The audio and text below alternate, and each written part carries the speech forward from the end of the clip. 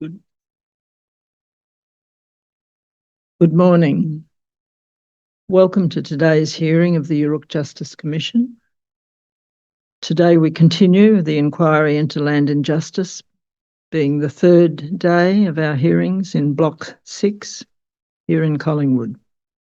We will hear from evidence from Suzannah Henty, who's here. Welcome, Suzannah. Vicki Couzens and Jill Gallagher. Now I would like to ask Commissioner Hunter to welcome to country. Thank you, Chair. So I'd like to acknowledge that we are on the lands of the Wurundjeri. Pay my respects to elders, past, present, all those that have come before us and all those still to come after us. And may we honour the legacy, the voices of those that have passed during the times that we're currently speaking about in these hearings. And I just want to reiterate that this is a safe space for all to come and tell their truths. And particularly the first witness, I'd like to thank her. Must be quite difficult to come for us today. So, Woman Checker, and welcome to the lands of the Wurundjeri. Thank you, Commissioner Hunter. Ms McLeod. Thank you, Chair. Appearances, please. I appear to assist with Mr Goodwin today. I thank Commissioner Hunter for her welcome to country and acknowledge that we're on the lands of the Wurundjeri. I acknowledge all traditional owners who are here and those who are attending this hearing. I acknowledge elders and ancestors and the long fight for land justice. Morning, Commissioners. May it please the Commission, I appear on behalf of the State of Victoria. On behalf of the State of Victoria, I would like to thank Commissioner Hunter for her welcome to country this morning. The State acknowledges that today's hearing is being held on the lands of the Wurundjeri people, and I acknowledge them as the traditional owners of this unceded land. The State pays respect to Wurundjeri elders, past and present, and I also acknowledge all Aboriginal elders and Aboriginal people who are here today or who are watching online. Today, we will hear evidence about the impacts of the process of dispossession that we have heard about during the week. In particular, the State understands that evidence will be given about the ways that the State was involved in restricting the practice of culture and language and the loss of access to country. On behalf of the State, I acknowledge the ongoing impact of colonisation. I also recognise the enduring resistance of First Peoples, whose cultures, the oldest continuing living cultures in the world, continue to thrive today. Thank you. Thank you, Council. Thank you, Chair. The Commission pleases I call today's first witness, Suzannah Henty. Ms Henty, could you please state your full name for the Commission, please? Suzannah Henty. And do you agree to tell the truth to the best of your ability to this Yoorrook Commission? I do. You have prepared a submission for the Commission dated the 27th of March 2024. There are two attachments to that submission. It includes some photographs, but the two attachments are an article, In the Soil That Nurtures Us, is the first one, and the second is a newspaper article that you contributed to, posted in The Guardian, dated 18 July 2020. Chair, I'm going to take the step of tendering the submission this morning, so we'll arrange for that to have the appropriate tender number. There's another document I seek to tender at this time. That is a Shire of Glenelg draft spreadsheet, which was supplied to Yoorrook earlier this week. It sets out the colonial monuments, names of council roads, recreation reserves, and other relevant memorials and places in the Glenelg Shire. So those are tendered and that they may now be uploaded and distributed. Ms Henty, did you wish to make an opening remark before we go to your submission? I want to first begin by acknowledging the Wurundjeri people who are the rightful owners of the land that we're meeting. I acknowledge that the land on which we meet was always and remains a place of age-old ceremonies of celebration, initiation, and renewal.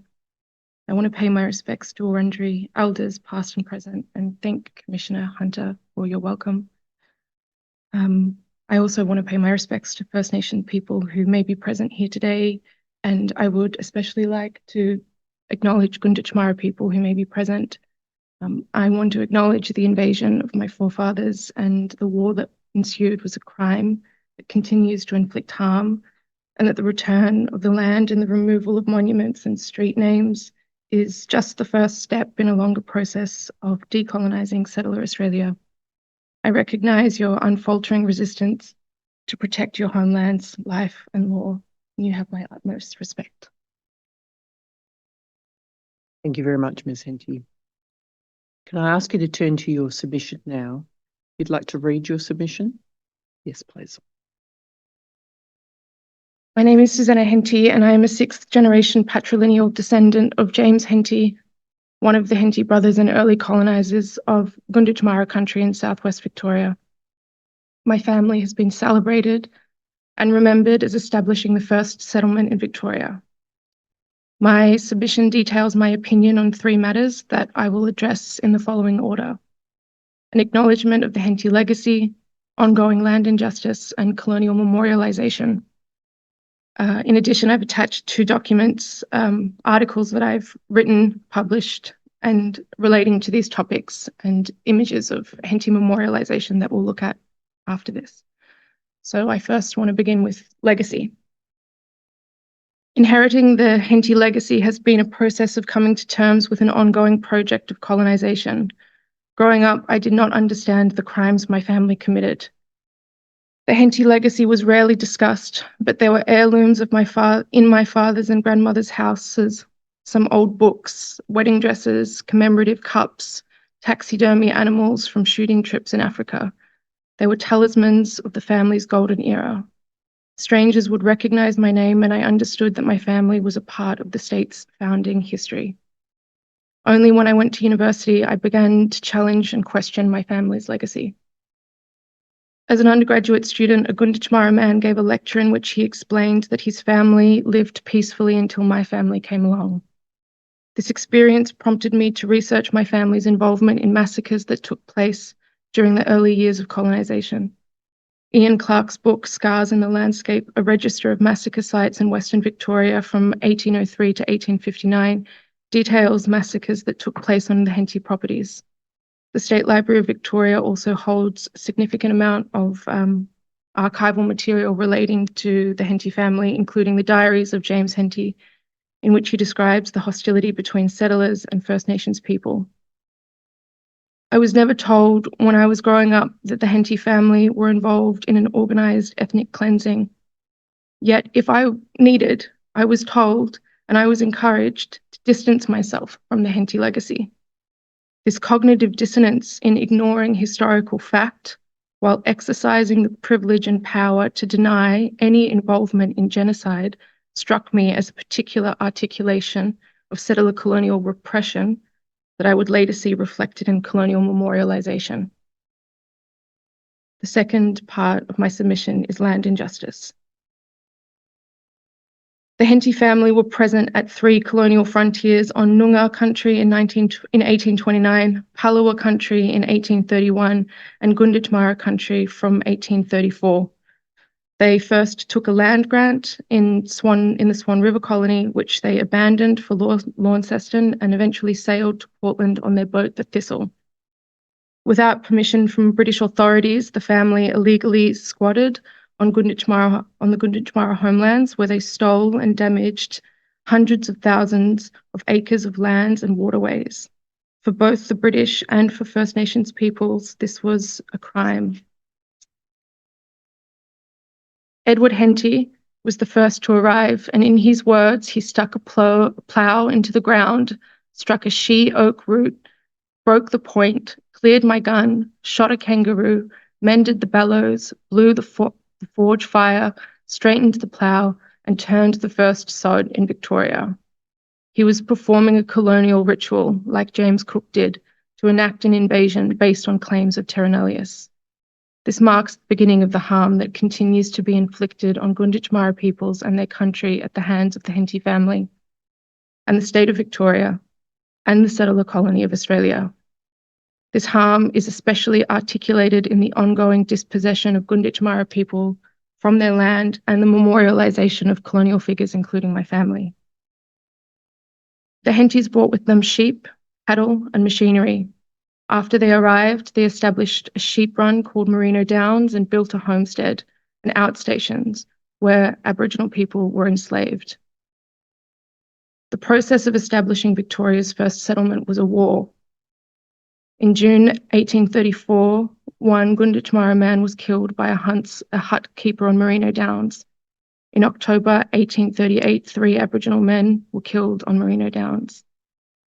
In March 1840, one Aboriginal man was killed by a hut keeper in Merino Downs. On November 1840, and I'm quoting Ian Clark, dozens of Aboriginal people were killed by an overseer for the Henty brothers. There are hundreds of unmarked sites of conflict in which members of the Henty family were likely involved. Land justice should be very simple because all it requires is recognising the colonial system for what it is, imported and imposed over an already existing system of law. Indigenous sovereignty is intrinsically linked to land. Gunditjmara people continue to care for Budjbim, an ancient aquaculture system that includes evidence of stone dwellings dating back 6,600 years. I wonder, is the repatriation of Merino Downs to its rightful owners land justice? It would be just a start. Benefactors of colonialism, those who have accumulated intergenerational wealth on the basis of land theft and genocide, need to engage in truth-telling about their affluence. Descendants of colonial families need to engage in good faith with local Indigenous communities to discuss reparation. I would encourage not only descendants of colonial families, but all settlers living on stolen land to challenge the recent rhetoric of gratitude to Indigenous people for, and I'm quoting, letting us live on their land because we stole it and we usurped their sovereignty. To deny the rightful ownership and self-determination of the land that was stolen is to deny First Nations people the right to life. The third and final section is memorialisation. The Henty legacy is enduring in large part due to their memorialisation. As I have written elsewhere, colonial memorials should not be conceived in terms of a colonial heritage. Their function was to produce heritage for the nation to inherit. Settler colonies long for something which they lack, which is a sense of belonging to a land that they have stolen. By celebrating the Henty family, the nation produced a figure, an ancestral figure for the nation. The symbolism behind this figure is invasion and it's white supremacy. Hence, the heritage that is produced by these memorials perpetuates colonialism by denying the existence of and resistance by First Nations people. It also denies the demands of Gunditjmara peoples who have expressed that they want these memorials removed. The Henty monuments in Portland were addressed in a formal capacity at a Shire meeting, a council Shire meeting during the Stop Black Deaths in Custody and the Black Lives Matter protests in Australia in 2020. At the 28th of July 2020 meeting, Shay Rootma, a Gunditjmara man based in the nearby town of Haywood, asked the council, what is the Shire's stance on monuments that celebrate and memorialise colonial figures or history, especially in regard to the effect these figures have on our people? Are there any plans to be proactive in this space?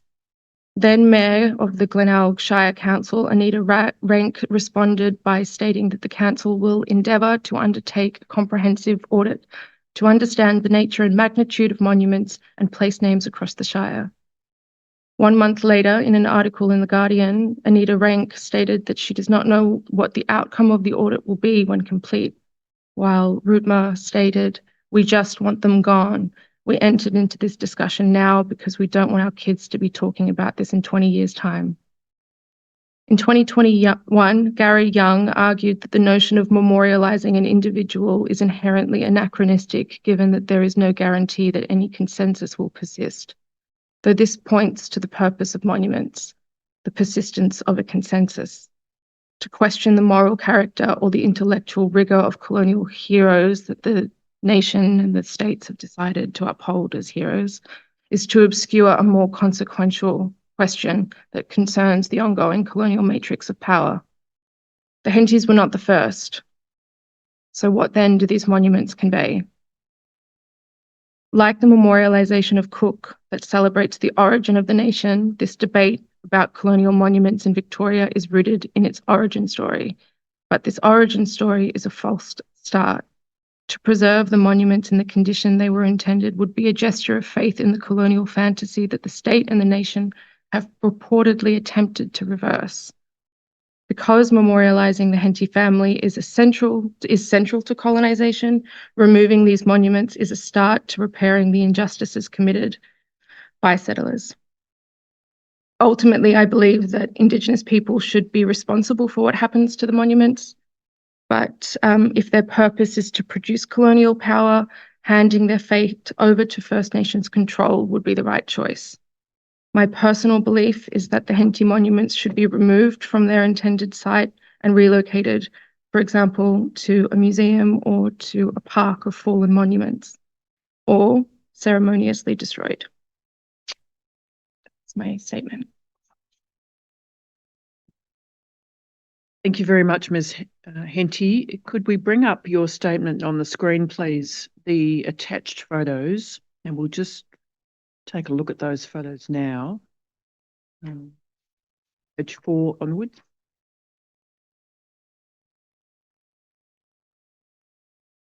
Zoom in on the first one yep, and the text is reproduced. That memorial is somewhat hard to read, but this is the first one, and the text reads, "Throwing up their hats with a cheer, they put their horses to the gallop and set off for the stations across the plains." That's an extract from the Henty Diary. It reads, "The view you behold consists of Muntham, established 1838, the original property of Edward Henty, area 77,000 acres, carried 55,000 sheep, 8,000 cattle, and 500 horses. Staff 50 employees, including 20 shepherds, 12 hutkeepers and blacksmith. Edward, 1810 to 78, Victoria's first permanent settler, arrived in Portland Bay 19 November 1834, 6 months prior to John Batman at Port Phillip. Married Anna Maria Gallagher on October 16, 1840, died without issue, being pioneers in small communities. Their lives were interwoven with events of the day and a part of Australia's history, erected 1971. So that's the first plaque, and the Henty Memorial, we know, is on the foreshore of Portland, looking over the foreshore beach and the jetty area. Did you want to make any comment about that plaque particularly? The plaques that I've included and the monuments that I've included in particular make reference to firstness. And this is why I'm drawing our attention to them. For the first permanent settlers, we know that's not true. This is producing a colonial myth, which is why they need to be removed, because it's perpetuating a lie. I think I'm mistaken. I said that was the one on the foreshore. This is the one at Muntham Hill, in Muntham. At Muntham Hill, this also says first permanent settlement, which is, yeah, that one there. The first permanent settlement, Edward Henty, celebrating Edward Henty. Go to the next one on the next page, please. This is the Edward Henty Landing Site Memorial. We could just zoom in on the top plaque. It reads, near this spot, Edward Henty landed on 19 November 1834, establishing the first settlement, are the words of the plaque, the first settlement in the state of Victoria. This memorial was unveiled by His Right Honourable Highness the Duke of Gloucester, 19 November 1934, so celebrating 100 years. Any remarks you wish to make about that plaque? Yes, at the same point that I want to make before, it celebrates the first and it celebrates the centenary of their invasion. So it's a particularly egregious monument. We zoom out to the lower photo. That you can see the memorial that includes this plaque down there on the, if you're looking at the sea, the right-hand side of the foreshore of Portland there. We turn to the stone, please, on the next page. This memorial is in Casterton Road, Portland. And you can read the lower plaque, which is dedicated to Major Thomas Mitchell, the Henty brothers, the pioneers, settlers and labourers who created Victoria's first inland settlement, the share farmers and the servicemen and women of Henty, erected by their descendants and district residents 2007. So I take it you had no involvement as a descendant of Henty in the erection of that stone? Did not. Is there any comment you wish to make about that? Similar as before, it makes the statement that it's the first settlement. That is a lie. And the next photograph is the Henty Memorial on the foreshore, Bentnick Street foreshore. And if we zoom into there is a plaque, but if we zoom into the photo at the bottom, that is the second plaque facing the sea, and it reads first land ploughed in Victoria. Yeah. Do you wish to make any comment about that? This is the point that I would like to make about this one is not only the others, they make the statement that it's settlement, this is about terra nullius as well. You visited Budgebim, you know that the first land, the Hentys were not the first to plough the land. This is another lie.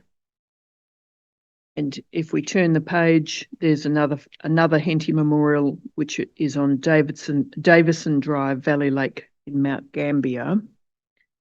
So then, of course, before state borders between Victoria and South Australia. But that memorial in Mount Gambier, is there anything you want to say about that?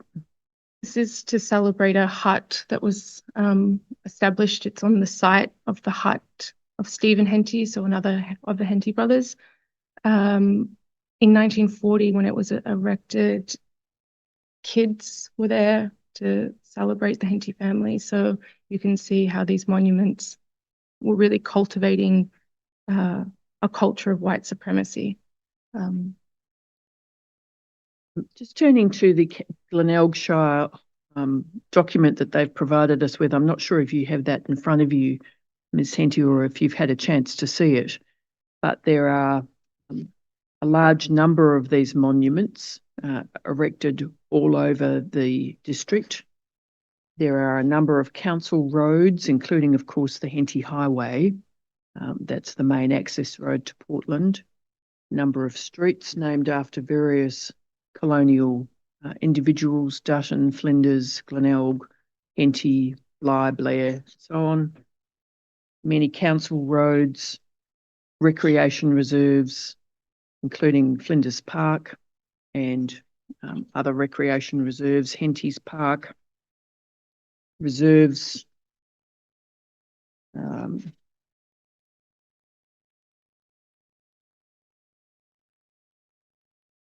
other monuments in Casterton and surrounds and parks.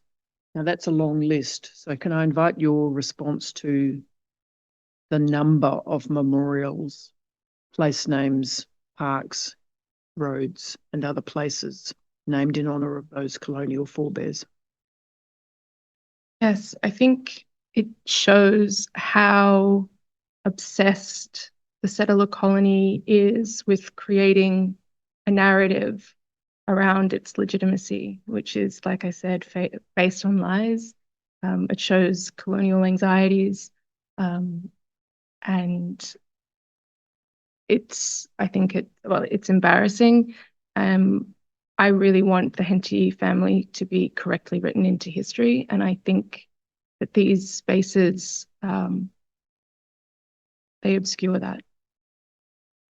Can I turn to your articles? I'm not sure if we've got a copy of the first one called "In the Soil That Nurtures Us."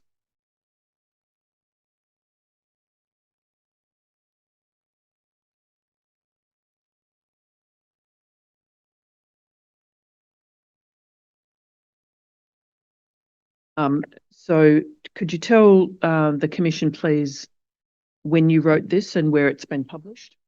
I wrote this over 2020 and 2021. It was published in 2021 in Index Journal, which is a Melbourne-based academic journal.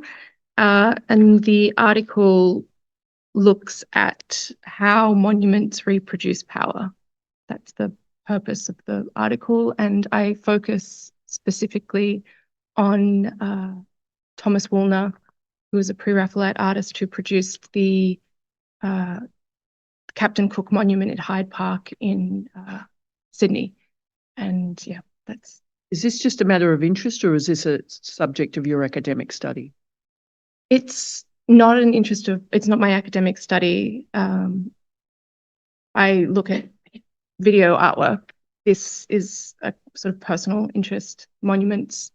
And as we see from the article, it was written in the wake of the murder of George Floyd and the Black Lives Matter protests, the dismantling of monuments in the United States and elsewhere.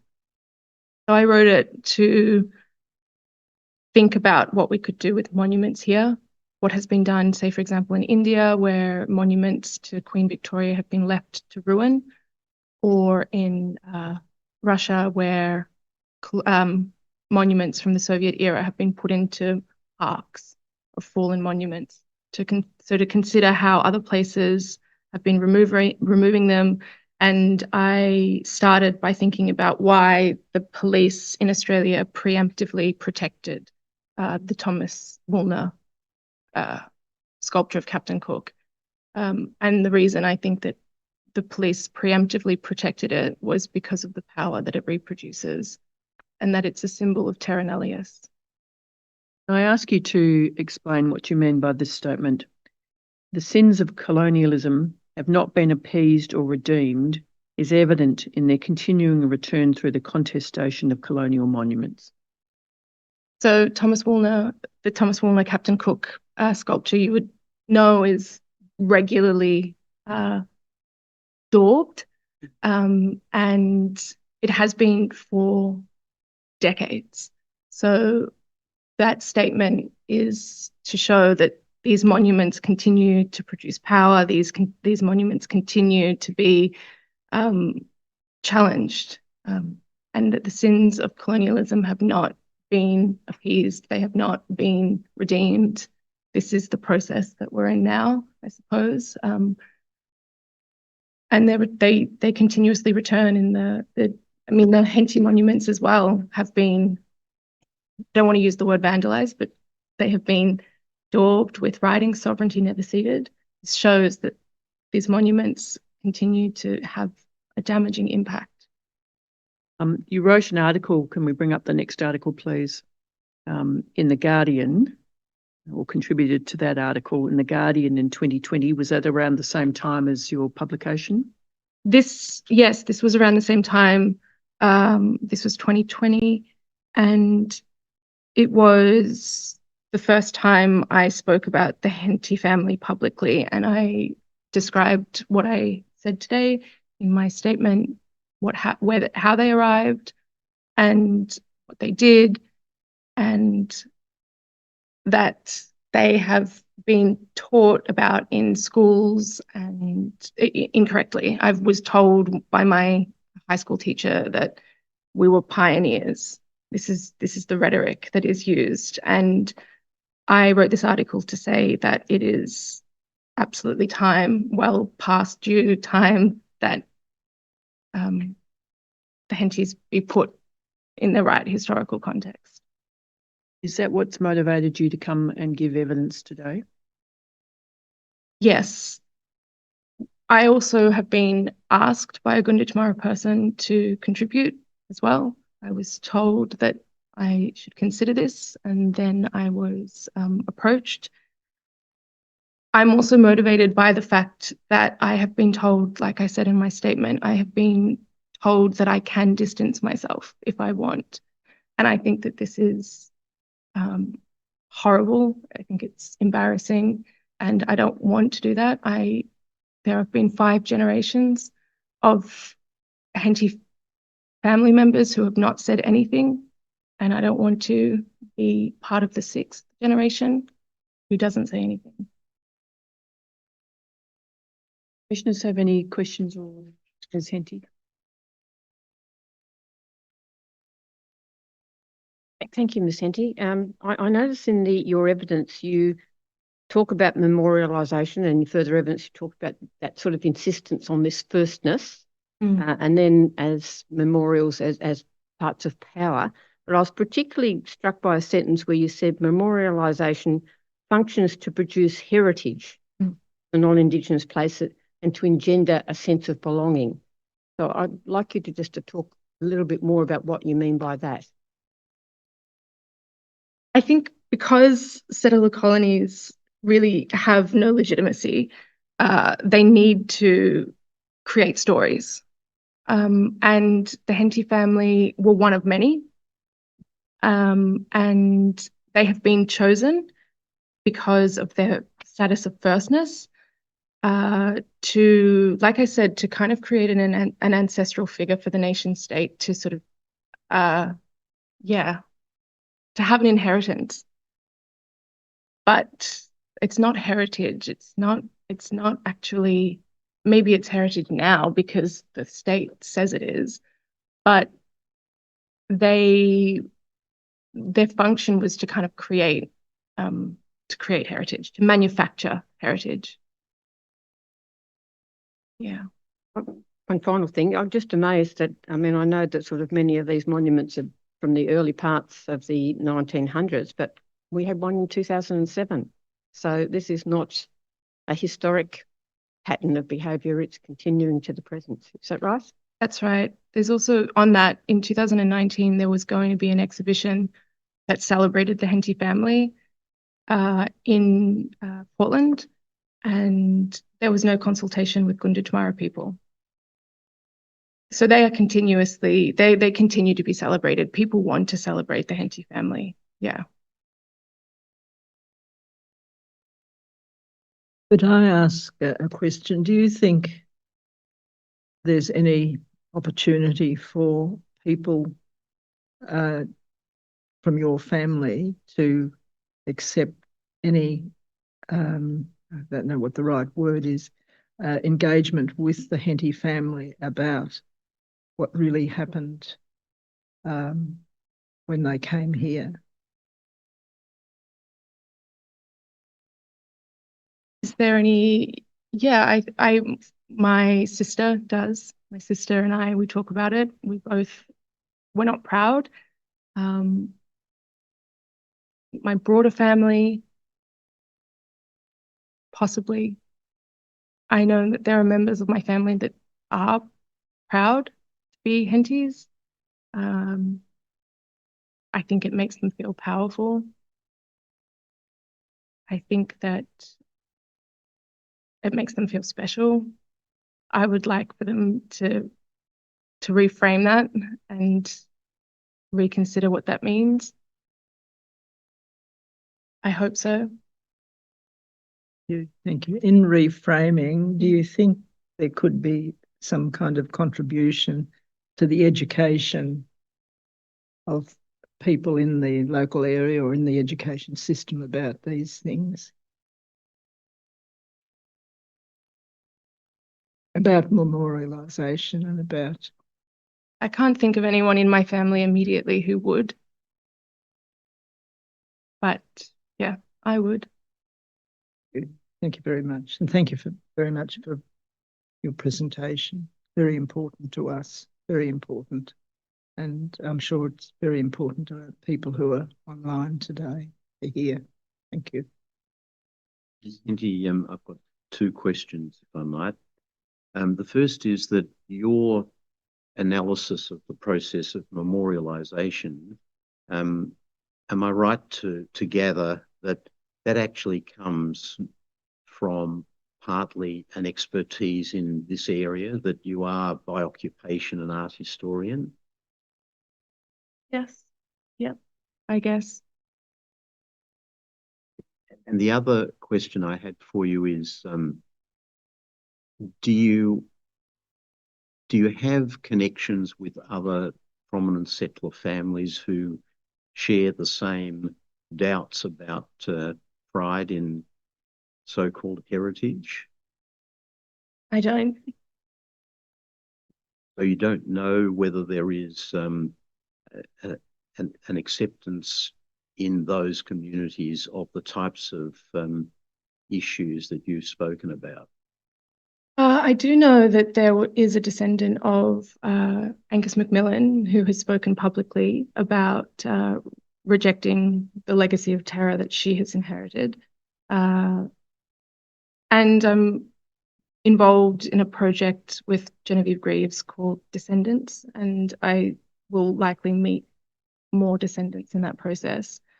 So I do know of, an Angus McMillan descendant, but no, I don't know any other settler families. Thank you. And thank you for your evidence. I got a question. How has this process of discovering your family's history impacted you personally?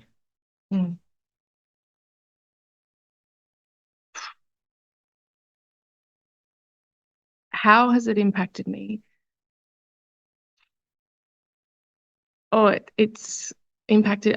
There are so many ways that it's impacted me. It's impacted the direction of my research, where I put my time, where I put my attention, where and how I care, what I care about. It's helped me to listen. It's helped me to feel deeper. Yeah, it's shaped me as a person. Yeah. Is there anything further that you'd like to say? I mean, we've got a lot of Gunditjmara people sitting in the room here. Myself, as a proud Kiribati Gunditjmara man, we're on country on Monday, kicking off these land injustice hearings at the very spot that you're referring to, and you've made reference to. But is there any other sort of comments you'd like to make, particularly to Gunditjmara people who may be sitting in the room or even just listening in and watching your evidence here today?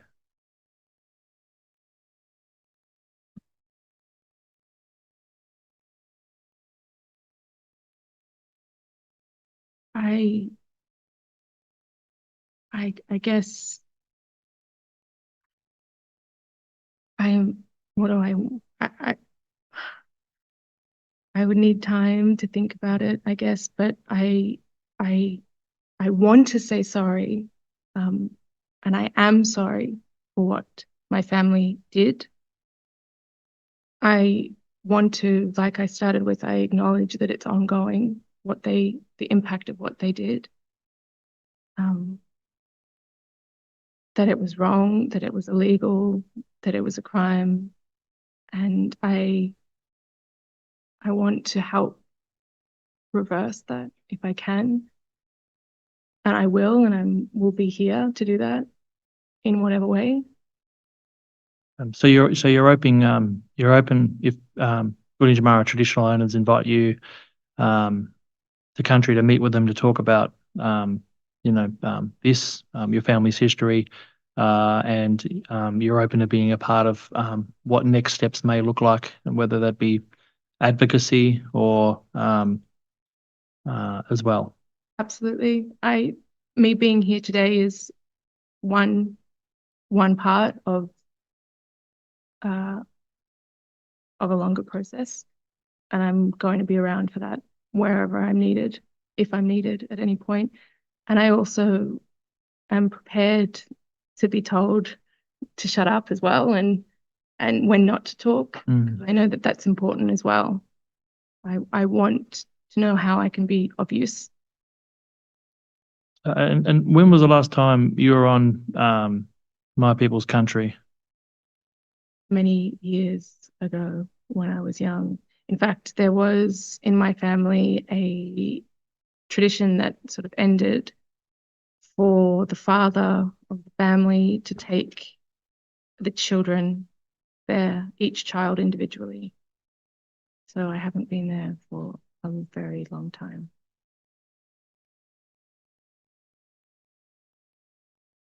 Could I just ask another question? You used the term around monuments being a way of creating heritage.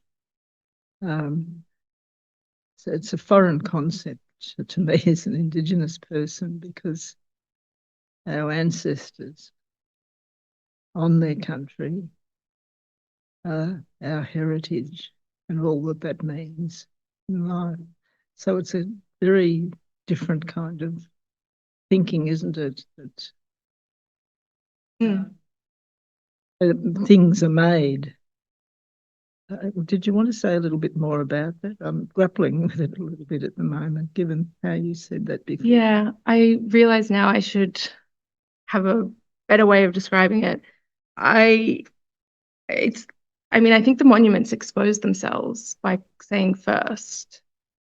And like I said before, settler colonies, they have codes that they've adopted and they've appropriated from the empire to symbolize what a nation should look like, what a nation should be.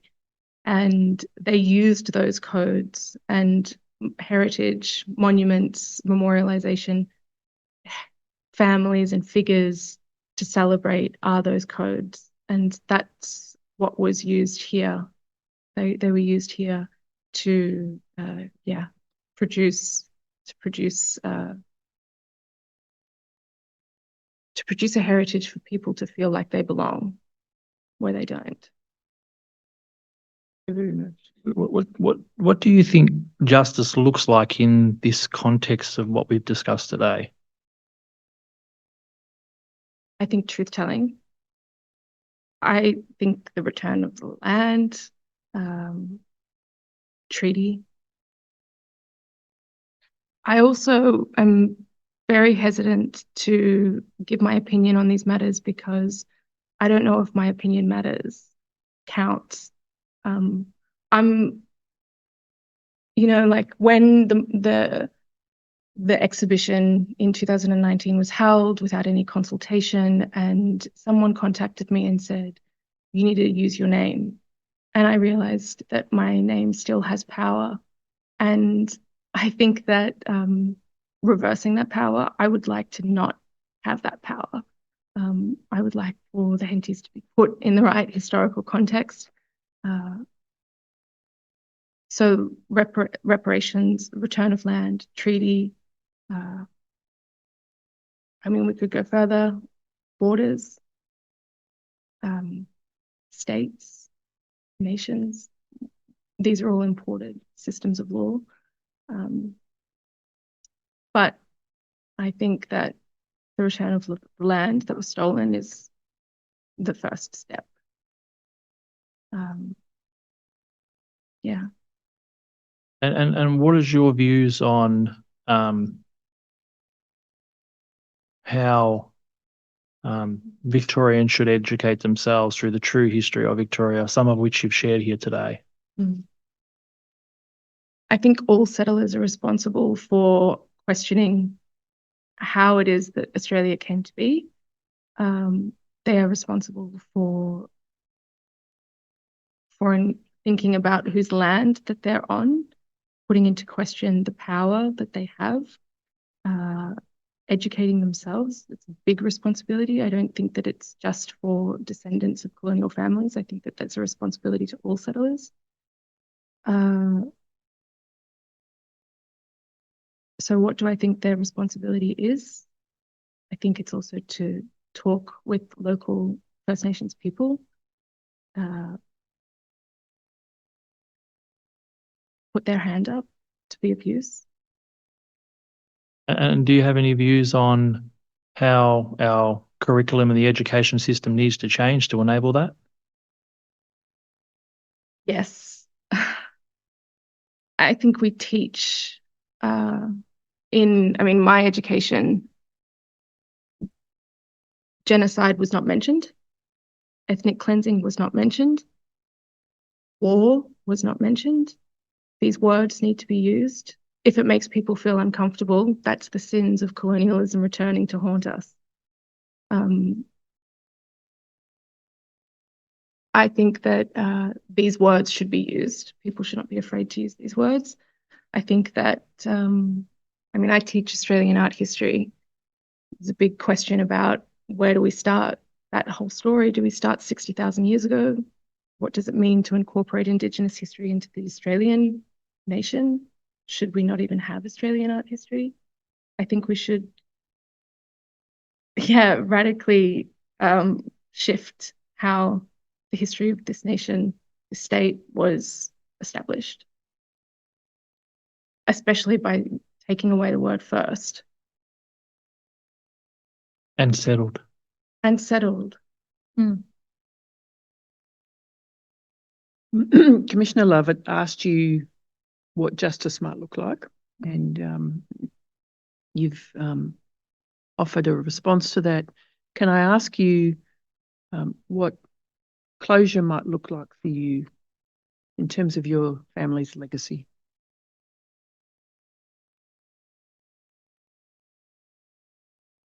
I guess I'm not looking for closure personally. I don't want to feel like I've done my bit and that it's fine and that I've done, like I can go to sleep at night knowing that, I don't want that. But I think, like I said, Merino Downs should be returned.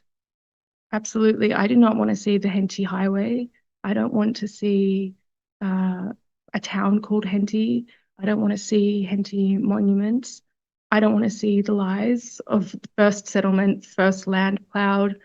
I would feel much better knowing that my family story is told correctly and not manipulated in a way to justify ethnic cleansing. No, my question's been answered through the discussion. So, actually, because you've done a lot of writing on monuments and obviously, your career. What would you say the next step is for these monuments? What would you say should happen to them, given your forebearers? I would like, again, like I said, it's definitely not up to me, but I would like to see a park of fallen monuments where they're all they become a little cemetery of colonial monuments where they're in their place, where they remember not to forget how colonialism was how the settler colony tried to forget. So I think a park of fallen monuments would be a way. I don't think that they should be put into museums. I don't think they merit that. They're very ugly. They're just cement blocks. The power that they have is just the power that we imbue into them, and a lot of power has been put into them. So they need to be removed from their original context. They are very jarring. I'm not Gunditjmara, but as an Aboriginal woman, those names are everywhere up there, and I've been up there quite a few times with the Commission. And I'm unsure how the Gunditjmara face that every day. Yeah. Thank you for answering that. Thank you very much, Ms. Henty. That is the evidence of Ms. Henty. I suggest the Commission now take a 15-minute break so we set up for the next witness. Thank you. Thank you again. Thank you so much.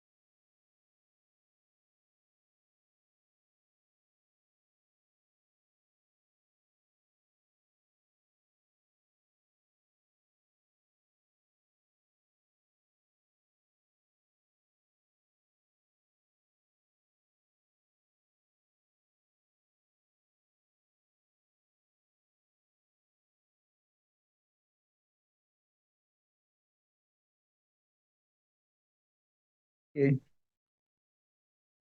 Thank you. Over. We now resume this sitting of the Yoorrook Justice Commission. Thank you, Commissioners. We now have Dr. Vicki Couzens, otherwise known as Aunty Vicki, here to give evidence, and I'll be taking her evidence as counsel assisting. So if I can now allow Aunty Vicki to please introduce yourself to the Commissioners in whatever cultural way that you wish. Len Yungan Vicki Couzens, Kirei Warrangundi Chamara. My name's Vicki Couzens. I'm a Kirei Warrangundi Chamara citizen. Is that all I need to do? Thank you. Yes. And do you undertake to tell the truth to this commission today? I, Vicki Couzens, agree to provide truthful evidence to the Yoorrook Justice Commission today. Thank you very much. And you've prepared an outline of evidence for today as well? Yes. And the outline of evidence commences with a statement in language, and I'd like to invite you to read out that statement. Thank you. I've made a note that there's names and photos of deceased peoples in this document, and when I'm speaking, I'll be mentioning those. And I'd also like to begin with this preface for my statement and contribution today in asserting first and foremost that the root causes of being here and this process itself are because of settler colonial forces that took over our lands and decimated our peoples, and the impact and actions of that colonial system are still felt. And there seems to be an impunity from the humanitarian and legal frameworks that are created by those very people and system who are still settled on our unceded lands. Pang Kupun Pang Kapuk Mering Niyi always was, always will be our land. Laka Wanung Watnanda Ungba Mering Chama Wanung Malayitu. Ma Mering Pundianya Monong Mering Mering Mirtich Mering. Nirang Mering Niyi. Paman Mering Niyi. Kanipuri Wuka Wanung Pen Mial Niyi. Pundia Wanung Yakanaya Pundia Wanung Jamatich Meringi. Kiet Napi Kiet Tipi. Jamatichi Niyi Pundia Ya Pang Nuti Win Wanung. Kanipuri Wuka Wanung. Wangan Nuchung. Wuka Ba Wangan Nuchung Pundia Yi Jamatich. Kurundi. Pundia Yi Kandich Wanga.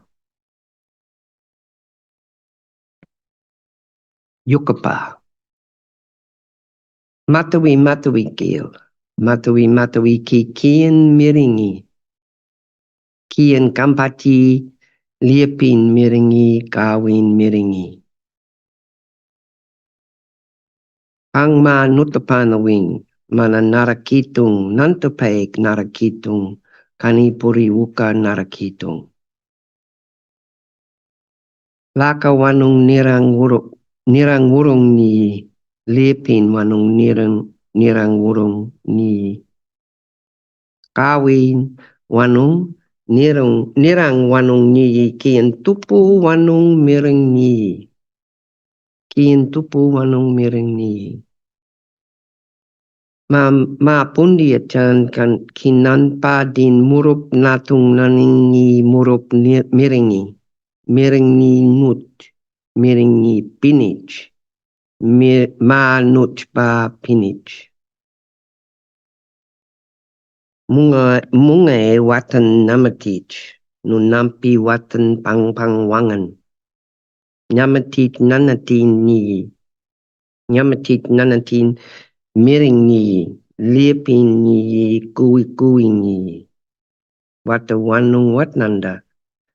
Laka wirakanan ba matong laka matong nyanyan. Nyanya kuyuki. Nyanya pinich yanyan kuyuki.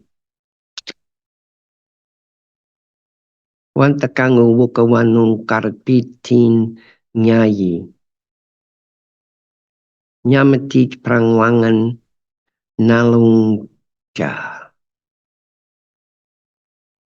Namatij prangwangan nalongcha. Nyamatij prangwangan nalocha wuru mit napun kurki. Nyamatij prangwangan nyanyi namatij prangwangan nyanyin. Nyamatij pangchaman. Nunampi pangchaman wangan nuchung. Wirakalit ni warakalit wanung. Wiranchan wanung. Wiranchan wanung. Wuru mit napun kurki niyi pa partich. Kalpina miring niyi. Kalpina nalangi kalpina patiti.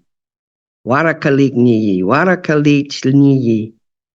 Wirancha ya wanung. Wirancha wanung. Wangatung walati ma wanung kuya.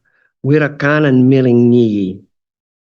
Kuyan wirakanan nyamatij pa watnanda din miringi. Prangawan patpa yu apo. Prangawan patpak yu apo. Mungai wata. Lakan niyi watnanda. Mungai wata nyut malayitu niyi. Nyut makatapa niyi malangipi. Mungai wata wangakiwan watnanda. Yungama. Pangnuti win wanung. Yunga mungung ni natungani nalamin wuru mit. Kurki ba napun ni. Maya panuch. Nakawanga banuch. Makitapa manapa wanung yan nutungat. Galat. Thank you for that, Aunty Vicki. There is a translation available in your statement, published for those who wish to read it in a different language, but the power of the original in your words. I wanted to, in particular, draw attention to a passage in that opening that states, "We come together to speak all about and big talk, speak things, big words. What will we say? What strong words, important, will we say? What message can we give these people?" And I think that's a very timely reminder to us all in the context of a truth-telling commission and in the context of your evidence today and talking about these big things. So I thank you for that. Thank you. Just by way of introduction, and briefly to ask by first asking you some questions about your family background. Can you tell the commissioners who your mob are and where you're connected to? My dad was Ivan Couzens, Kiro Warrangunichmara man, married to my mum Joy, of Scottish ancestry, settler ancestry, and part of the people who've taken up their lands in the early days. I have 5 children with my partner, Robert Bundle, Ewan Bidger, a man, and 19 grandchildren. And what's your current position? I'm a research fellow at RMIT, and I'm also the chairperson at the Victorian Aboriginal Corporation for Languages, and a few other hats that I wear around the place, particularly in relation to language.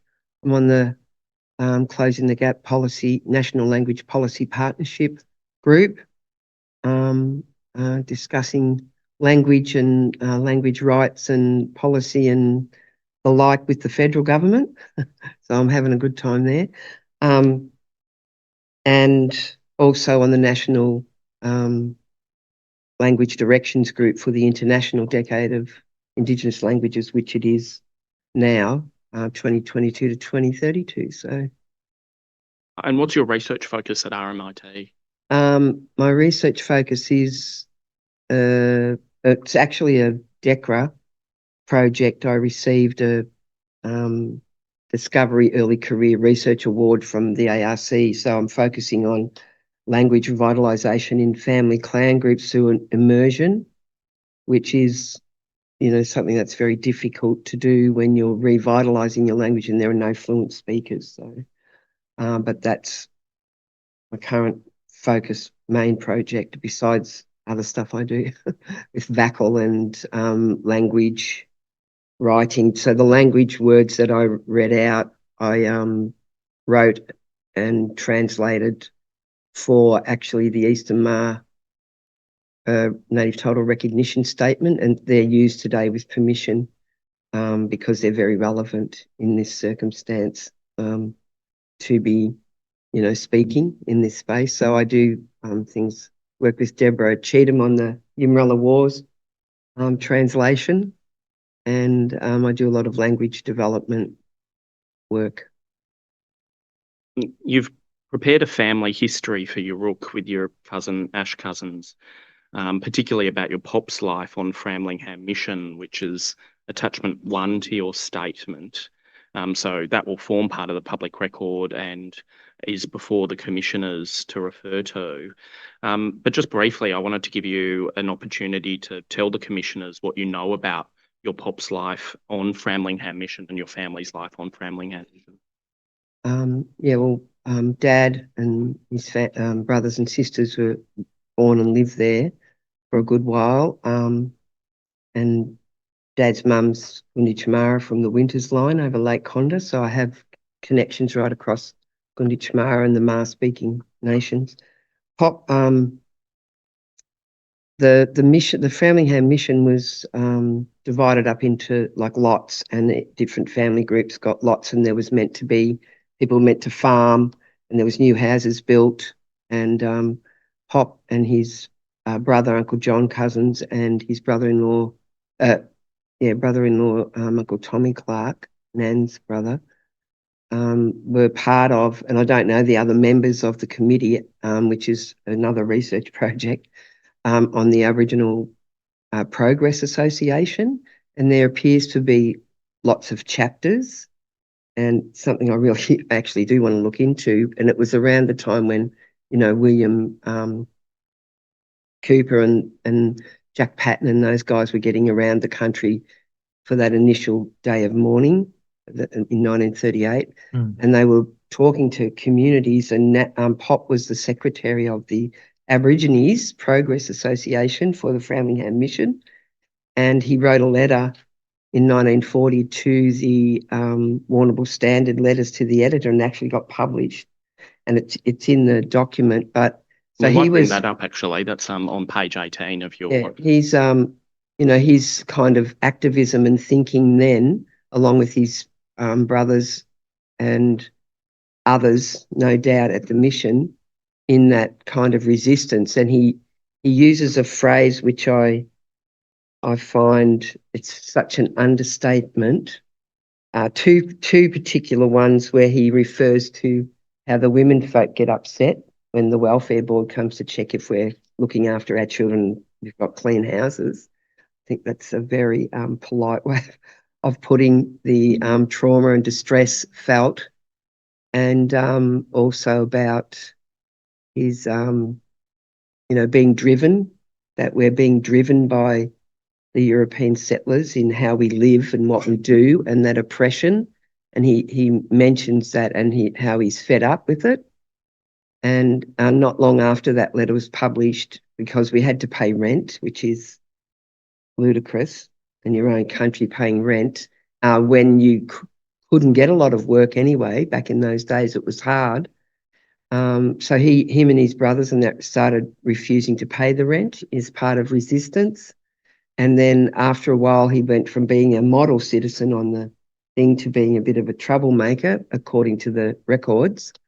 And he moved off and went share farming. And a few years later, when it got a bit tough, they were refused entry back onto the mission. So our family stayed living off the mission after the early 40s, but still very connected to that place. So, and Dad followed on in his footsteps in the 60s. He was, when we went from the Protection Board to the ministry, I think it was, he became a a community liaison officer or whatever it was called back then, and he would, you know, meet with the people in communities. I'm not sure if it was regional. I'm assuming it was, and he probably connected with, you know, Haywood and Conda and the likes, because it was only part-time and there weren't. Welfare Board era? Yeah, but he was working for the Ministry of Aboriginal Affairs. That's right. Yeah.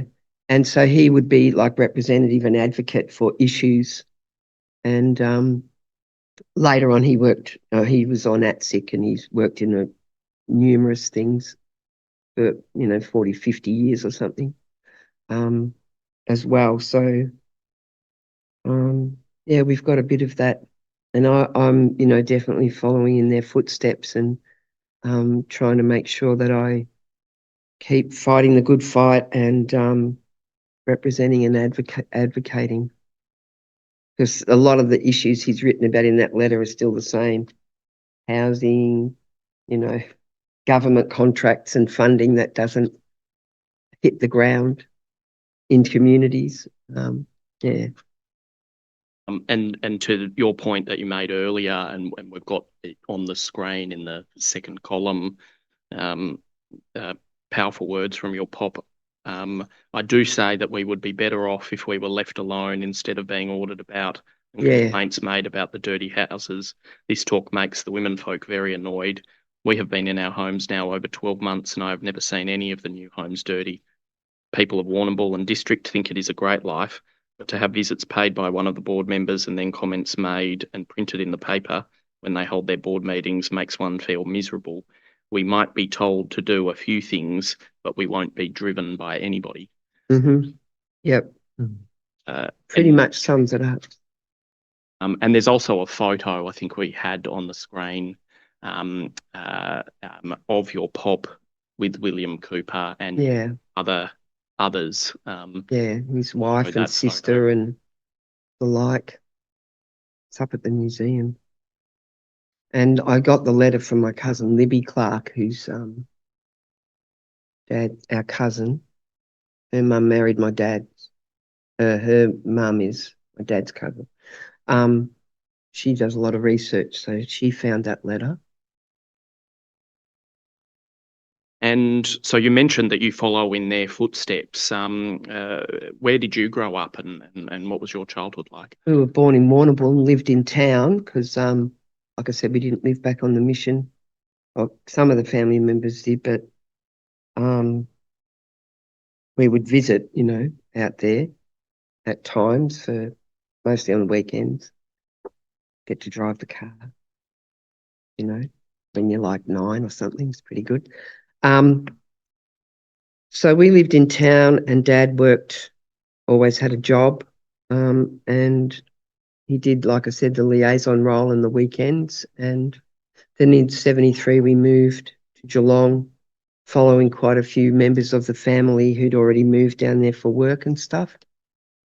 And then Dad was a member of a chapter of the Aborigines Advancement League that was in Geelong at the time. And he also would sometimes attend meetings, because I had rummaging around in his papers, because he was a bit of a hoarder with papers. He kept a lot of papers from his meetings and things he'd go to, some old minutes from those meetings in the Advancement League.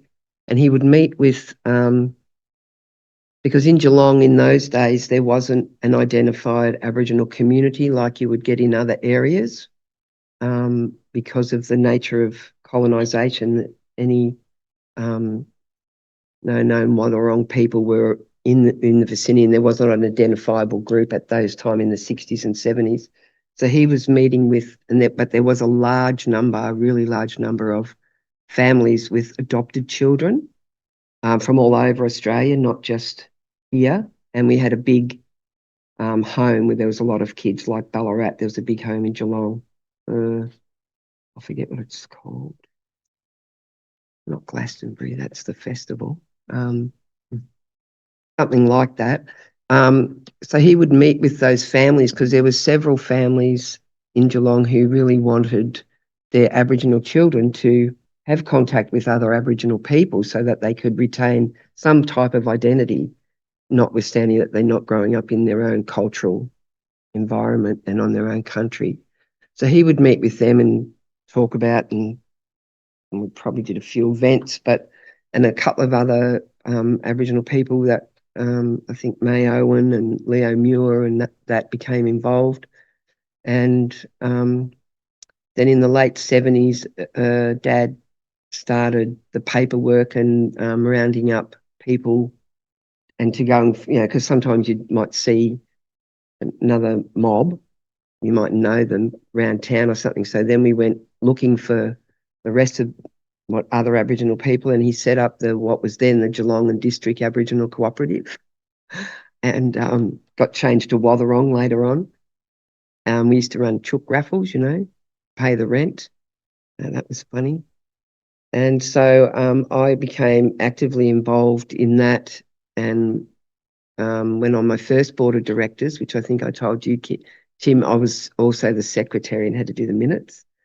And currently I'm back come full circle, and I'm the chairperson at VACCHO and the secretary doing the minutes currently. So I'm not sure that's great, but anyway, lots of experience. Sitting on that board for a number of years, and in my own work have progressed from there. But Dad always, worked. He was working with the country roads boards for a long time, but then he, when Aboriginal organisations became, they, grew, it became into being, then he moved into working with the Department of Aboriginal Affairs or local community orgs, like he worked at the Watherong Co-op for a while. And ADC, anyone remember ADC? He did that, the Aboriginal Development Commission, which I think, interestingly, is where we should be. We need another ADC, I think, because, one of the foundations for restitution is holding the state accountable. But for us, I think in self-determination, we need to be economically independent. And I think that's a big issue, and that speaks to land back, I think that's very foundational to all of the things that we're addressing still in our communities, and particularly around language. And I want to shift to talking directly about language in a minute, but I do want to ask one question about a story about I think in your words, your settler invader background in terms of your mum's heritage. And you mentioned this in your statement, and attachment 2 is a transcript of a trial of George Sanford Bolden, and you realised in researching your family history that through your mum you're related to George Bolden, who was a white man who was acquitted of killing an Aboriginal man and woman. How did you come across that story? I found it, I think I was about 16, and I was reading Michael Christie's book of Aborigines of Victoria or something, I think it was called. And I found an account of this massacre in there, and like none of that story had survived into Mum's family oral history, or if it did, they weren't telling it. And so I was like, oh, look at this. This is like, there's your mob killing our mob. Like, how strange is that to find that out? And we didn't really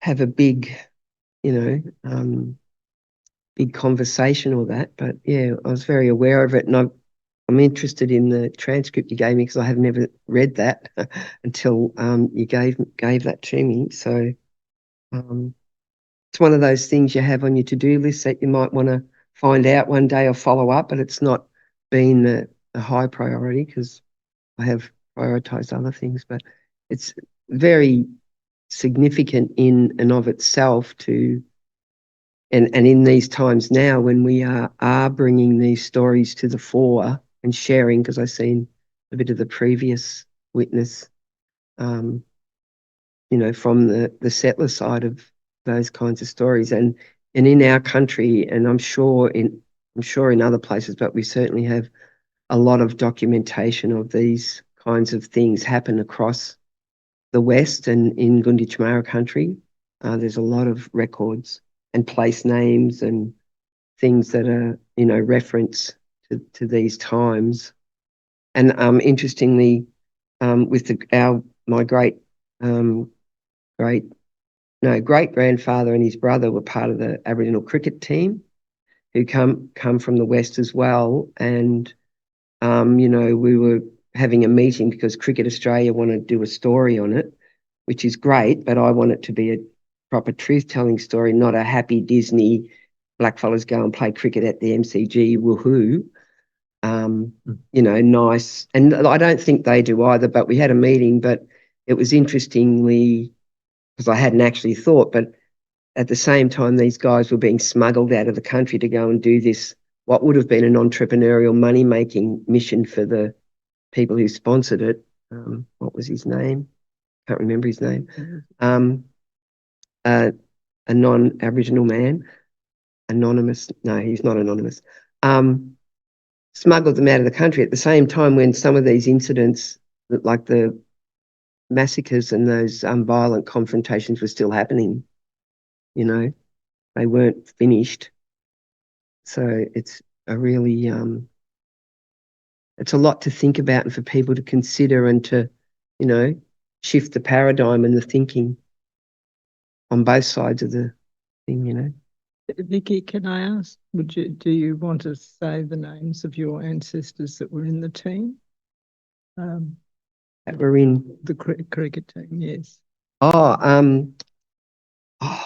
Yes, James Couzens and John Couzens, and I unfortunately can't say properly or remember their language proper names. Yeah.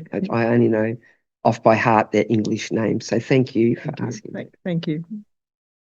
And that's actually one of the fascinating things about the case of George Sandford Bolden. So from my reading of the transcript in its Old English, the judge actually directed the jury to acquit Bolden based on a House of Lords case that stated the prosecution must strictly prove that the name of the victim was that in the indictment, what they called the information at that time. And the judge actually found that there was quite a difference of opinion about how the Aboriginal man's traditional name was pronounced and spelt. And the judge used that as the basis to direct the jury to acquit because it wasn't too sure if it was properly captured, which is an astounding outcome in circumstances where this is Aboriginal language and no doubt being mispronounced and miswritten. And it's actually that basis that is the reason for Mr. Bolden being acquitted, which really is a fascinating view of language, of difference of language, of Aboriginal language. I just wondered if you had any reflections on that.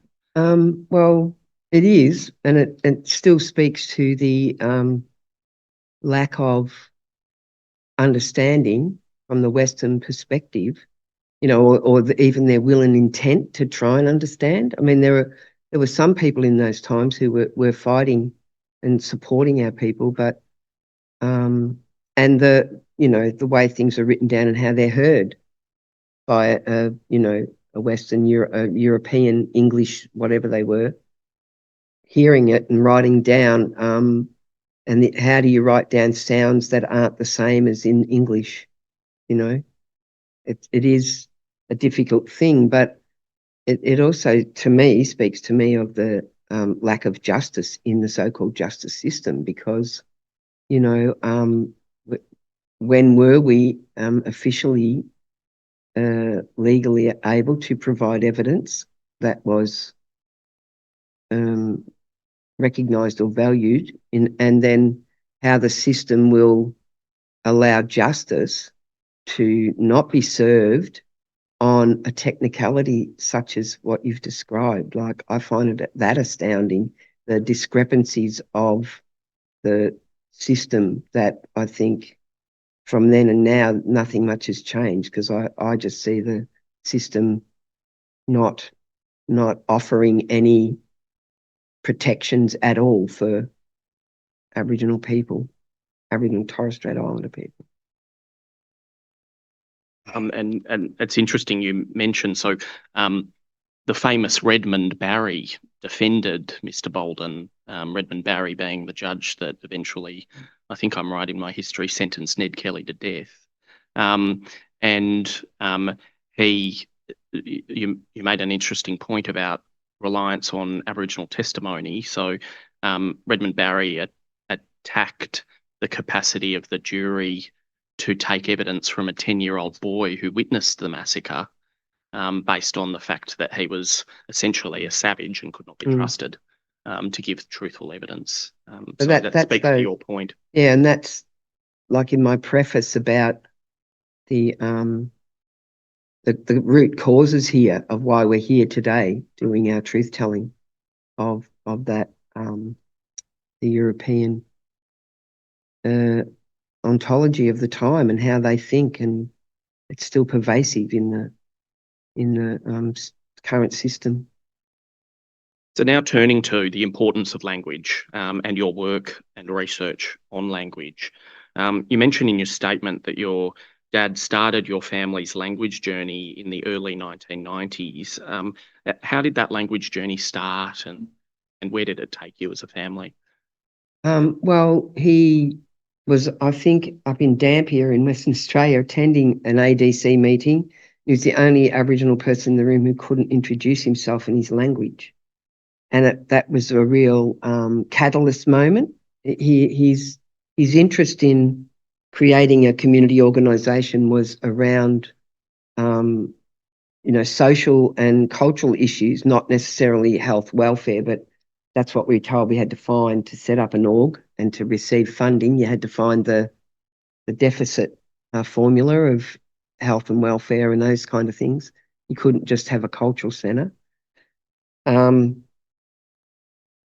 Sorry, I'm having a little mind blank because you're mentioning that myself. Your father was the only one who couldn't introduce himself in language. Yeah, so he came back and set about, and I think it was because it was in ATSIC times too, there was an opportunity, and he secured some funding and a honours degree student, linguist, to support the research and then the publication of the Kire Worong and related dialects. So all the Ma speaking dialects, it's a Ma language family, which includes Gunditjmara, or the dialects in Gunditjmara lands as well. And so that got published in 1996, which was pretty amazing.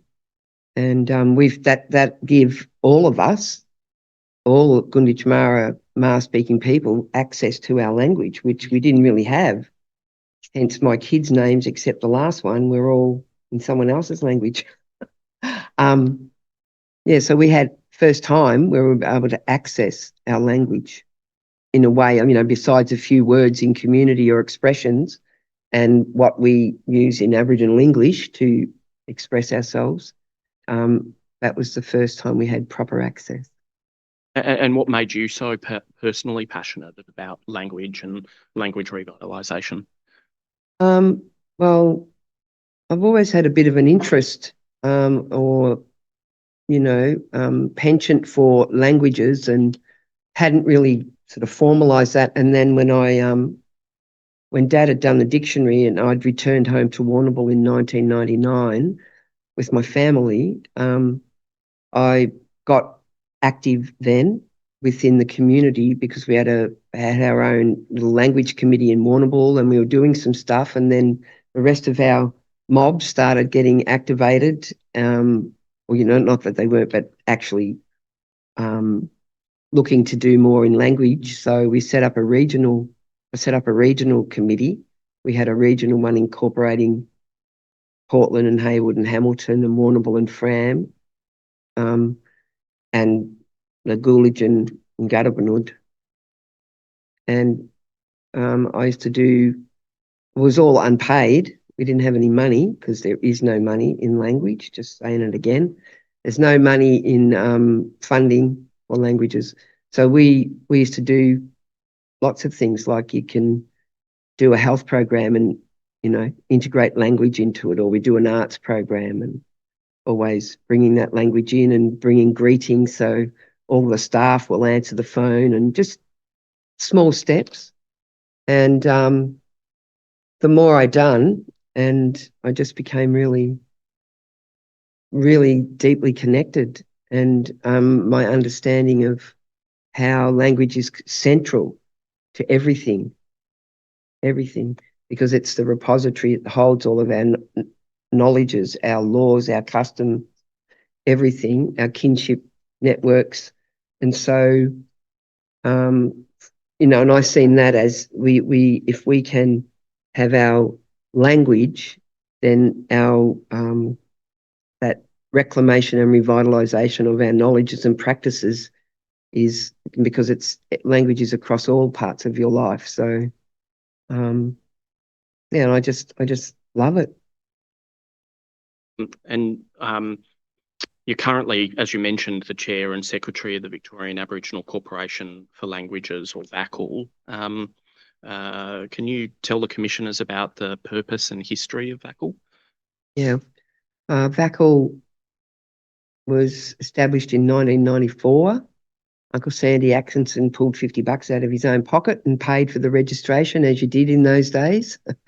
And Dad was a founding member, along with, I know, Jill, who's coming along later. She was there then, I think, and Aunty Lily and Tamaroo. Some of that, unfortunately, some of that history we're still trying to retrieve because people have passed, and it's not all, well, I can't find the written records yet, but so there was a group of, you know, really passionate people that set this organisation up. And back then, everyone was still busy, as we still are, or even busier, but busy with native title now and with housing, employment, education, all of those necessary things, health.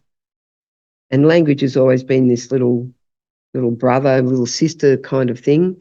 Everybody, we all want our language, but, you know, our focus has been on these other areas. And so a lot of that work has been done with very little resourcing. And currently there's still, it's an emerging sector, if you want to use that kind of speak, you know, because as Aboriginal people, we know that everything's connected and nothing is separate or siloed. But when we're engaging with the system, we have sectors, health, child, staff, early years, you know, all of that. So language is currently being, you know, looked at and called and talked about as a sector now. And there is emerging developments, particularly because it's the decade. So the federal government did get a bit active and set up that national committee where we published the Voices of Country, which is a link. I don't know if you've got, you wouldn't have a copy, but the Voices of Country, which is a implementation plan to support all jurisdictions and corporate and community on how they might support language in this time and whatever that means. So it was a great report up to the point where the federal government couldn't make any commitments. So they don't have any written commitments in the report. It's a guide, and they were unable to make those commitments because they didn't make a budget bid. So they could not name any new commitments. Excuse me. Yeah. Just for, why can you call it an action plan if there's no commitments to action? Yeah, exactly. Don't worry, I'm still working with the rest of them through the directions group and through the, particularly those questions at the LPP, the Language Policy Partnership. We've just had a very big push at our last meeting for action. We said we've done all the talking, done all the work, but we need action because the federal government has increased their funding from 20 million per annum. So if you think there's 800 languages in Australia, counting all our clan dialects, they spend 20 million per annum, and the funding for language centres, of which there's now 23, but there used to be less than that, is capped at 600 to 650,000, and that's only as a state language centre. That's what we get, but the other language centres get less because they're not a state peak, and that is the level of funding that is going into language revitalisation from the Commonwealth, and there's nothing from the state. The state of Victoria does not fund Aboriginal languages in a sustainable and self-determining manner. And whilst VACCHO is now included as a peak body in the Closing the Gap Peak Body Forum partnership, where this has enabled us to position ourselves to be effective representatives and advocates in this space for the protections and the, of our languages and the assertion and exertion of our, human rights and our rights under UNDRIP, and that it's farcical because the language centre funding from the federal government has not gone up in 10 years. We've been receiving the same 600 grand for 10 years. So we're able to do less and less and less. We can barely, pay for our couple of staff members and pay the rent on our offices and, a few things. That's how stark it is at the moment, and why I get very vocal and passionate, and every chance I get, I talk about these, and I talk about the numbers right now, because this is a very serious impact in the foundations of any kind of outcomes for this commission. But in terms of, resetting the paradigm and looking at things from a human rights and a mind blank, human rights, restitution and restorative justice. If we're talking about justice, we need to change the paradigm. We need to move into restitution and the recognition and acknowledgement of that, and therefore them actions can happen. Because how many times we've got to keep talking about things, and it's important. This is new conversations we're having in this commission, because we are able to speak loudly and clearly on those truths and those injustices and hurts and horrific genocidal, because our loss of language is linguicide, right? It's very much one of the first strategies in genocide. Stop people talking their language, stop people practicing, rid of them. Can I ask, have you reached out to the state government to ask for funding, the Victorian state government? We've been waiting since 2019 to have a meeting with the minister, which hasn't come to fruition yet. And we're very busy. Rosales, like the amount of workload that is put upon our organisations and our people, and like the CEO is supposed to do CEO stuff. And some of that might be going to Closing the Gap meetings, but do you know how much time that takes? Yeah. It is ludicrous, the amount. And then I watch my cousins who are, and community members working at our body corporate, the prescribed body corporate under native title, and the burden of the work load, people are buckling at the knees, and it's wrong. And I don't take sitting fees, just in principle, but, we go to these meetings and, I look at there's 12 of us, say, however many on the Language Policy Partnership, and there's that many again, and then some of public servants. And mate, they're not on the salaries most of our people are on. They're on like 200,000 plus, and there's millions of dollars sitting in the room, and none of it gets to the people on the ground. And I can't say it enough. And through the Language Policy Partnership, we look at, and Rosales Martinez is here present. She's the CEO of VACCHO, and we have very much big conversations about resetting the paradigm into restitution, and that is our position, and that is how we engage with the state government. So at the moment, we do not have a formalised or respectful relationship with the state government. We have moments where different departments try to engage with us, and we kind of set our position, and that sometimes doesn't fit with how the state wants to engage. So there's these continuing issues. I don't want to get bogged down in all of those details, but they are a good example of how things need to shift. And under Closing the Gap, it's supposed to be, the system's supposed to be changing the way they're doing stuff. Well, good on them. Get a move on, get the system out of the way, and give us the resourcing and support that is. So from our last language policy partnership, we asked for a urgent action and to find a way to set up a strategic investment fund to help languages while we're trying to work out the rest of it, like national legislation or state legislation and policy and stuff, right? While we're waiting, set up, and we don't like the word investment because we think investment is doesn't speak to sovereignty and self-determination. But right now within the system, I know the state government makes strategic investment decisions. I just made one the other day through Creative Victoria. It wasn't for a big amount of money, but I'm the chairperson of the Creative Victoria First Peoples Direction Circle, providing direction to the state in creative industries. And I had to make a co-authorisation of a strategic investment. And I'm like, okay, if you can make a strategic investments, let's make strategic investments. And because my favourite number that I speak to the LPP and the federal government is $1 billion a year for the next 10 years. Then you will see, because the priorities that we come up with were stop the loss and then, support the growth and all that stuff. And these other priorities, they're in that report and also in the LPP papers you can look at online. Sorry, I don't think I've got that link there.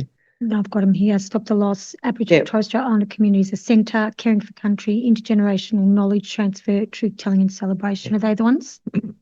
And through the LPP, so and people thought that was funny, and I sort of said it just because it's a big number, but it's not that big a number.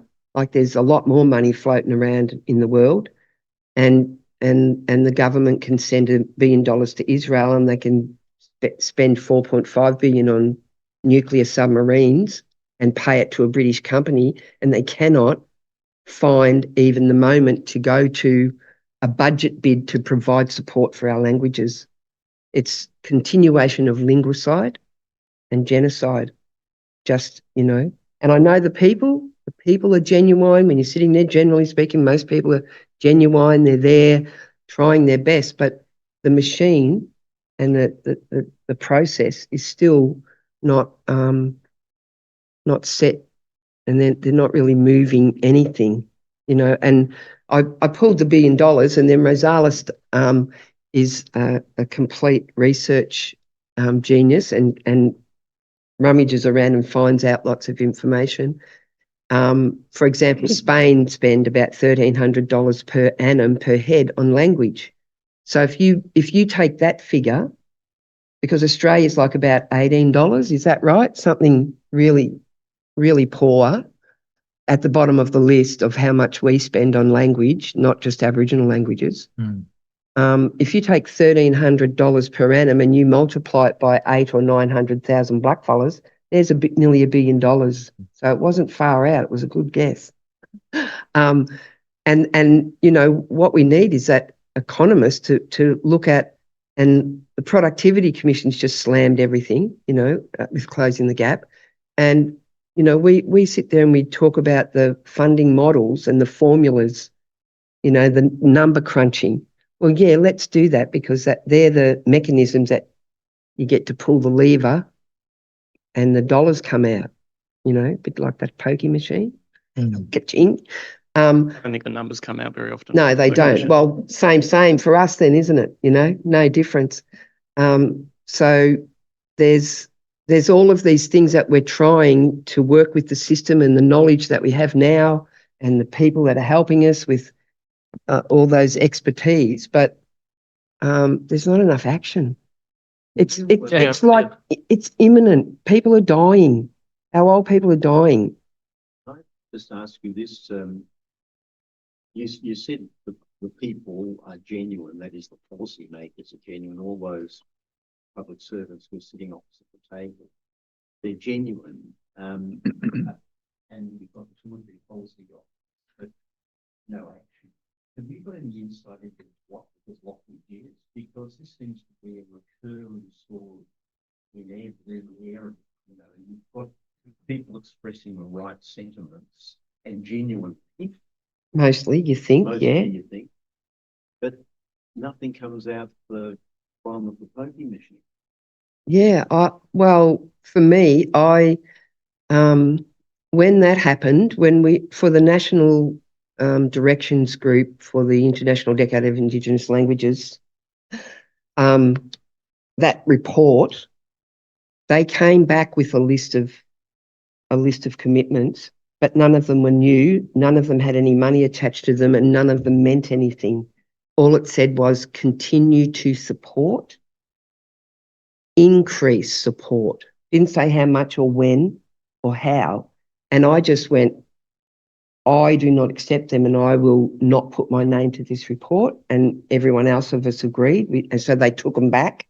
The only new thing, which I just find does my head in, the only new thing on that list was under the Marriage Act, if you've got more than one language, you can become a celebrant easier or something. Sorry. Yeah, what's that got to do with anything to do with us and what our priorities and what we want for our languages? I found it highly insulting and humiliating that these language experts from around the country were sitting at the table and spent 18 months on this report, and that's all the feds could come up with. And I still like, and and then the referendum happened, and I'm like, there's no will and intent.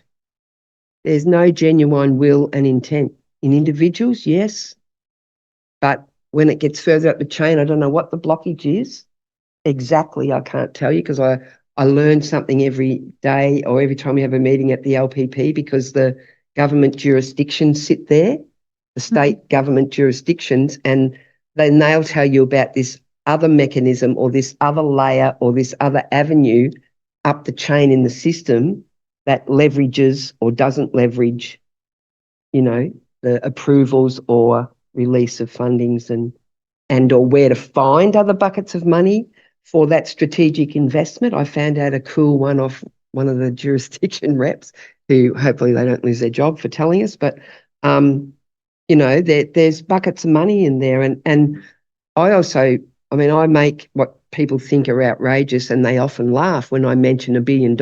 Everyone laughed, and I went, well, actually, I'm not joking. We need that level of investment right now. We can sort out all the details later, and we have to be self-determining. We have to be autonomous. You know, there's the parallel parliaments in the Sami lands. I don't know if that's the answer, but we do have to have our own decision-making.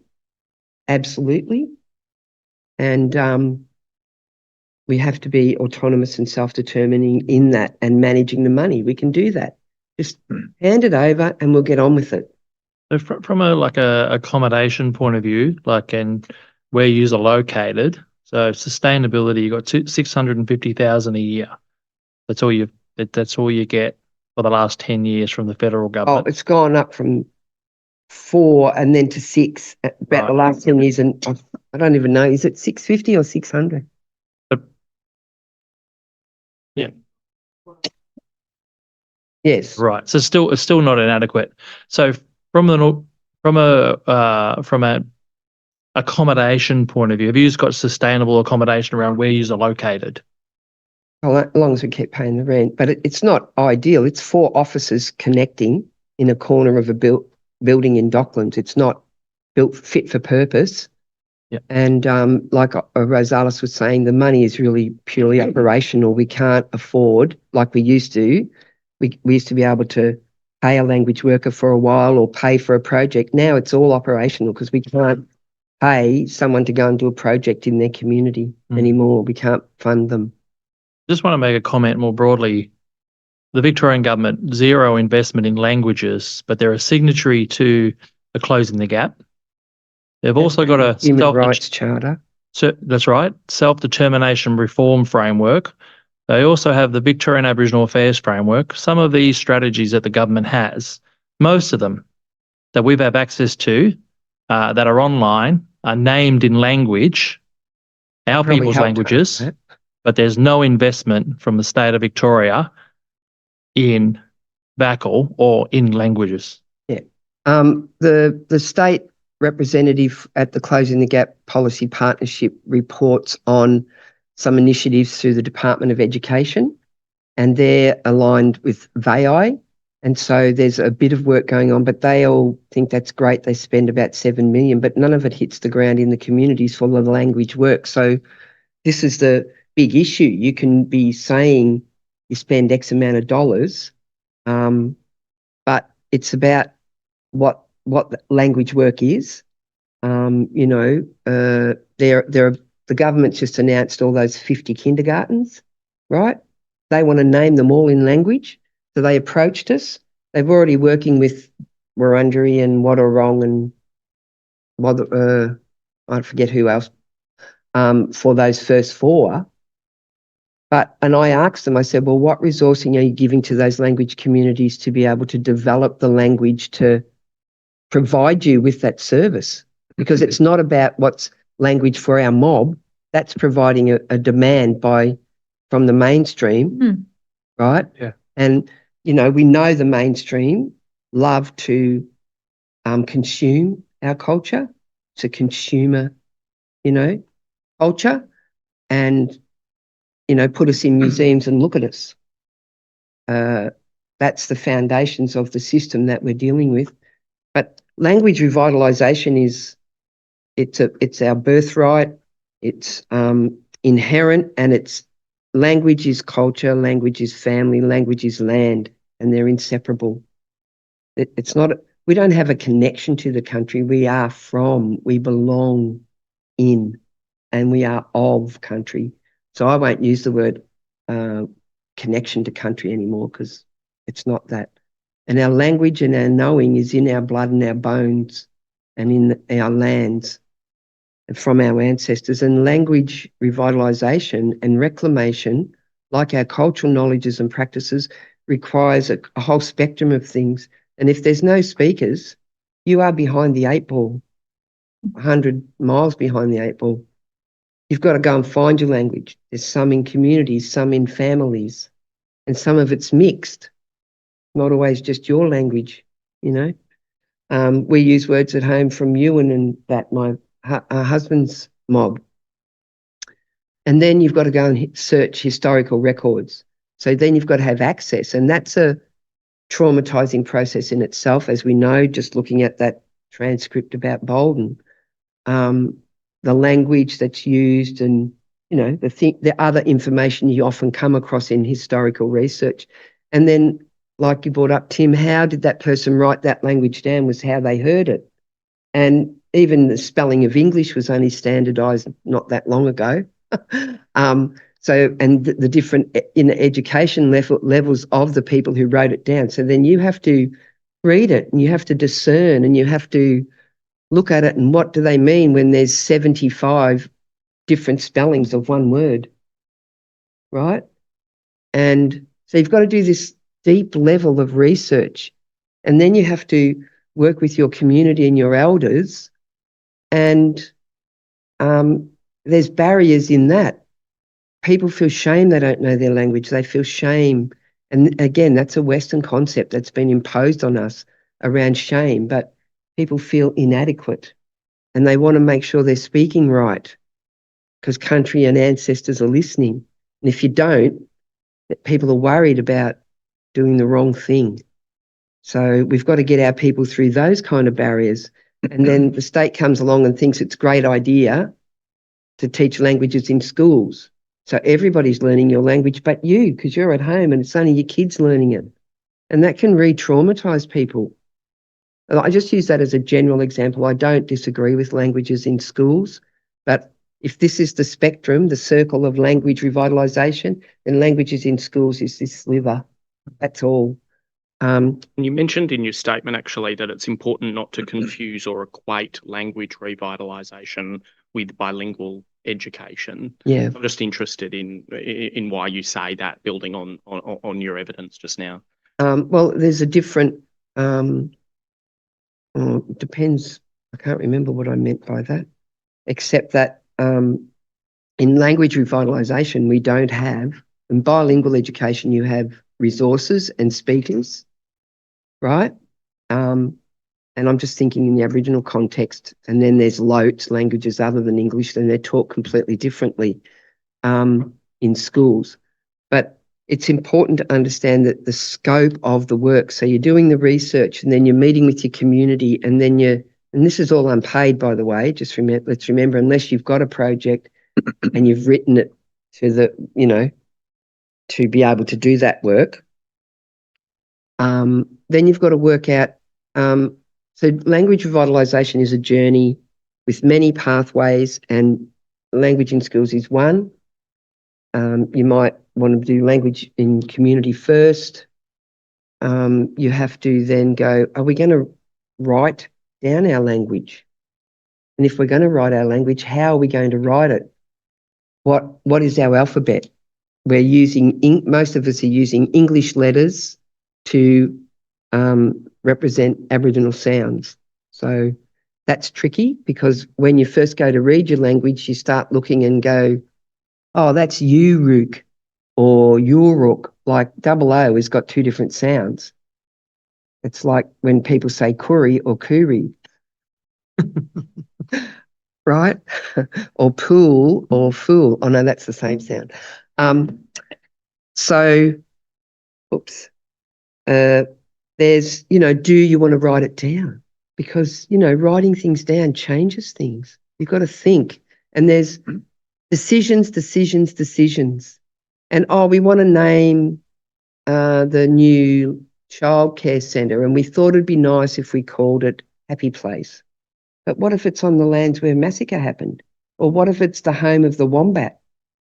Like, why are you calling it a happy place? Like, there's so much to think about in the cultural context of language and the use of language. And so when you're revitalising, there's all these considerations. I know one group spent 20 years because they couldn't agree on a spelling system. They didn't have a spelling system for 20 years. VACCHO has the experience and resourcing to be able to help people progress through these journeys and whatever they come up against in a little bit, not maybe take so long, but that's okay if it takes that long too. It's our journey. But at the same time, we don't want to be taking 20 years when potential speakers will be leaving us, or people with knowledge. And then you have to agree on your orthography, sounds and spelling, and then how are you going to teach it, who's going to teach it, if you're teaching in school, who's allowed to teach it. And if you're working with a school program and you're trying to research your language over here and build your vocabulary, because Brendan Kennedy, who used to be on our board, he's tatty waddy waddy, and he started with 50 words about 10, 15 years ago. He's up to 300. But that's through research, most of it unfunded. So not every language has, the capacity to be taught in schools in a way that you might think when you learn Spanish or Italian or whatever. Vicki, can I ask you a question about the relationship with closing the gap and the language policy partnership, is it? Has anybody thought about quantifying the value of the time Aboriginal people give to a group, to the government in these spaces? So I'm sick and tired of this story about how we give words, we give advice, and we continue to give and give and give. And, you're describing our situation. Yeah. I mean, how about writing a bill every time and say, this is the invoice for the time, We have a fee for service schedule, and we're not frightened to use it. And we do in lots of places that some people are still catching up with that. We are quantifying some of that where Rosalis is keeping records of all her time and my time, because I'm the chairperson. I'm not paid to go to these meetings. I've got a job and family and everything else. And we're also, as an example, quantifying, we have about a body of 40 volunteers at the moment that Rosalis has interviewed with our other staff, interviewed, and our other staff person manages them. And because you've got to set things up with all the proper paperwork. And they're resetting up our library because we've relocated and had a couple of issues in a few years ago. Our library's been decommissioned and sitting in boxes because we haven't not had the capacity to unpack it. It's the largest collection of Victorian Aboriginal language resources, contemporary and historical, in the world. It's a research library. It's been locked away for the last 4 years because we can't unpack it. Our body of volunteers is doing it, and we estimate we're at the $2 million cost figure to be unpacking, and we're not open yet. Shameful. Aunty Vicki, can I just ask, you said that part of genocide was removing language. So would you say that's continuing, not being able to give you the money to maintain even a library? Would that be continuation of? Yeah, absolutely. Well, linguicide. Yeah. In the genocide, yeah. And when in funding wise, sorry, Tim, I know you go back to your questions in a minute. I think I go to the health and wellbeing space, knowing your language becomes part of who you are and how you see the world and all of that. Is any health funding being offered? Because like you said, it was part of genocide. It also regaining your language or trying to get it out is traumatizing for people. I would see it as a social and emotional wellbeing. It's uplifting, but it's also at the same time can be traumatizing. Yeah, that's what yes, because I think I've done some work with you before and you realise what you haven't got, and it brings this trauma that you should have that because it's your birthright. Yeah. And so is there any health sort of wellbeing funding that comes along? I think you can, apply for some when we've got time, because, accounting for funding is also time consuming. That's right.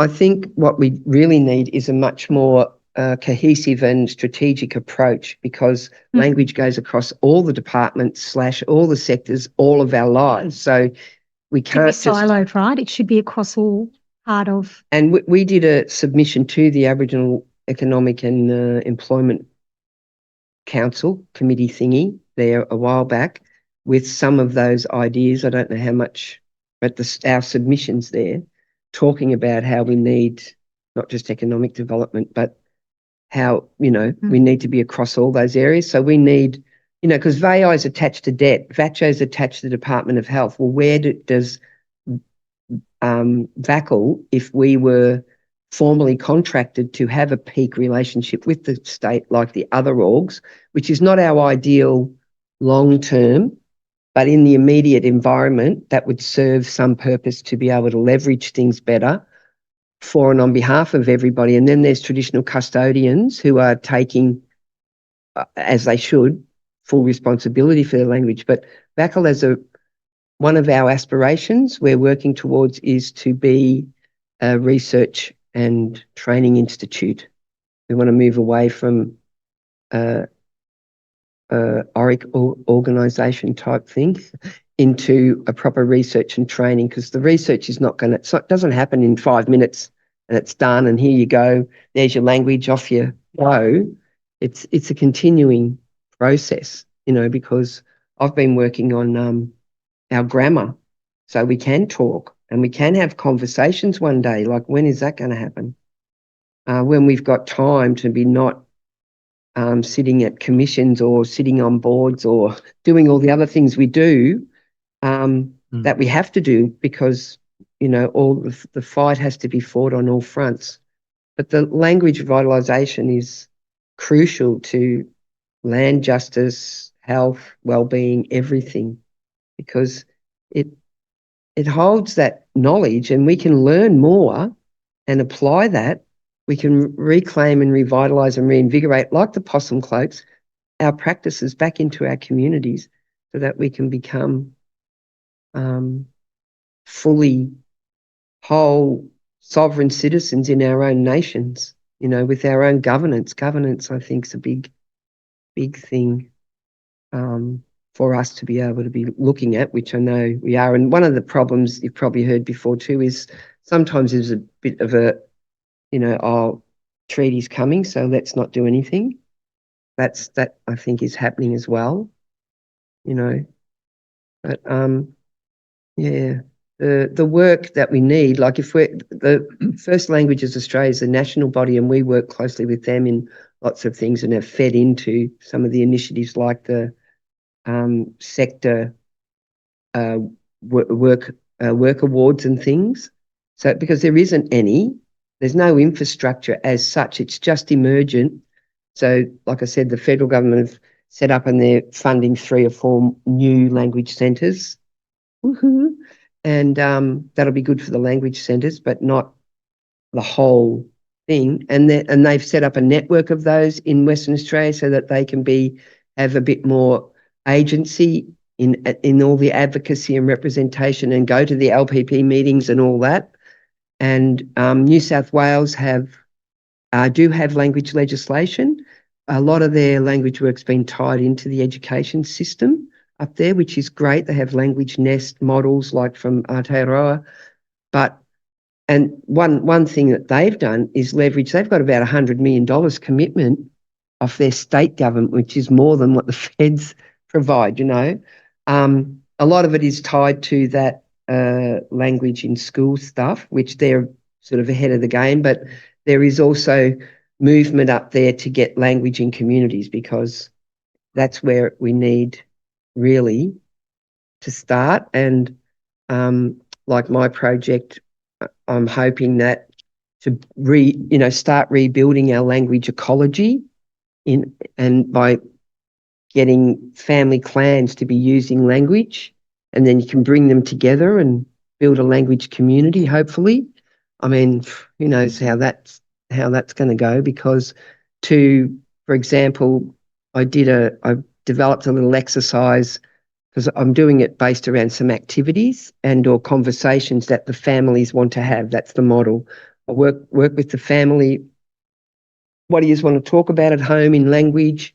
Is it getting the kids ready for dinner or bath or school, or just a how was your day thing? Like, how do you have that conversation? That's the model. But a few years ago now, we had a family language camp. And so I thought, right, we're going to do language immersion, because it really shits me that we can't do language immersion in the way that the master apprentice model offers, which is from North America, where the master is the speaker and then the apprentice is the person learning. And they'll do 15 minutes, an hour. They work with their master. We can't do that. But how do we create micro immersion moments and build so that we get beyond words? Because at the moment there's words everywhere and everyone knows some words, and lots of people can do welcomes with a bit of language, and dance groups can do songs. Yes, we've made great strides, but where is our language back integrated, embedded as part of our everyday living? And so I did this activity around lunch, and I had quite a few things but it was a bit much for the kids. So we had the basics. Where's the butter? Where's the bread? Where's the sugar? Where's the tea? Where's the water? Give me the butter, give me the tea, so on. So then we all tried to do that, and we lasted about 30 seconds, because then there was nothing in between to keep talking, and everyone went back to English. And I'm like, oh. And I did have like, oh, this is yum, or I'm still hungry. But it would have meant we had to sit there and read them, because we hadn't practiced, and the kids were, you know, all feral and wanted to go out and play again. So it was a bit, but that was the difficulty, the level of difficulty to create those moments of immersion. And also the other side of it will be cultural practice. So part of the DECRA project, we'll be doing those development of language, go home, practice it, and then we'll come back together in a camp and we'll do some possums or weaving or whatever it is people want to do, and being on country. So I think, which is part of why we're here, is that justice and land and stuff. So it's absolute imperative. We have access to language, we have resource and support for and appropriate levels, you know, not the formulas that are used now, the appropriate levels of support and access to land to do it, you know. And I want to ask some questions about first principles, really, about that connection between land and language, particularly given that this hearing block is looking at land injustice. You say in your statement that language is the voice of the land. Can you just explain what you mean by that? Yes, I can, and I will. Gathering my thoughts. Well, the languages are developed from place being there, so that's why they're different languages as well. And you know, if you consider language holds your ontological knowing, being, and positioning, then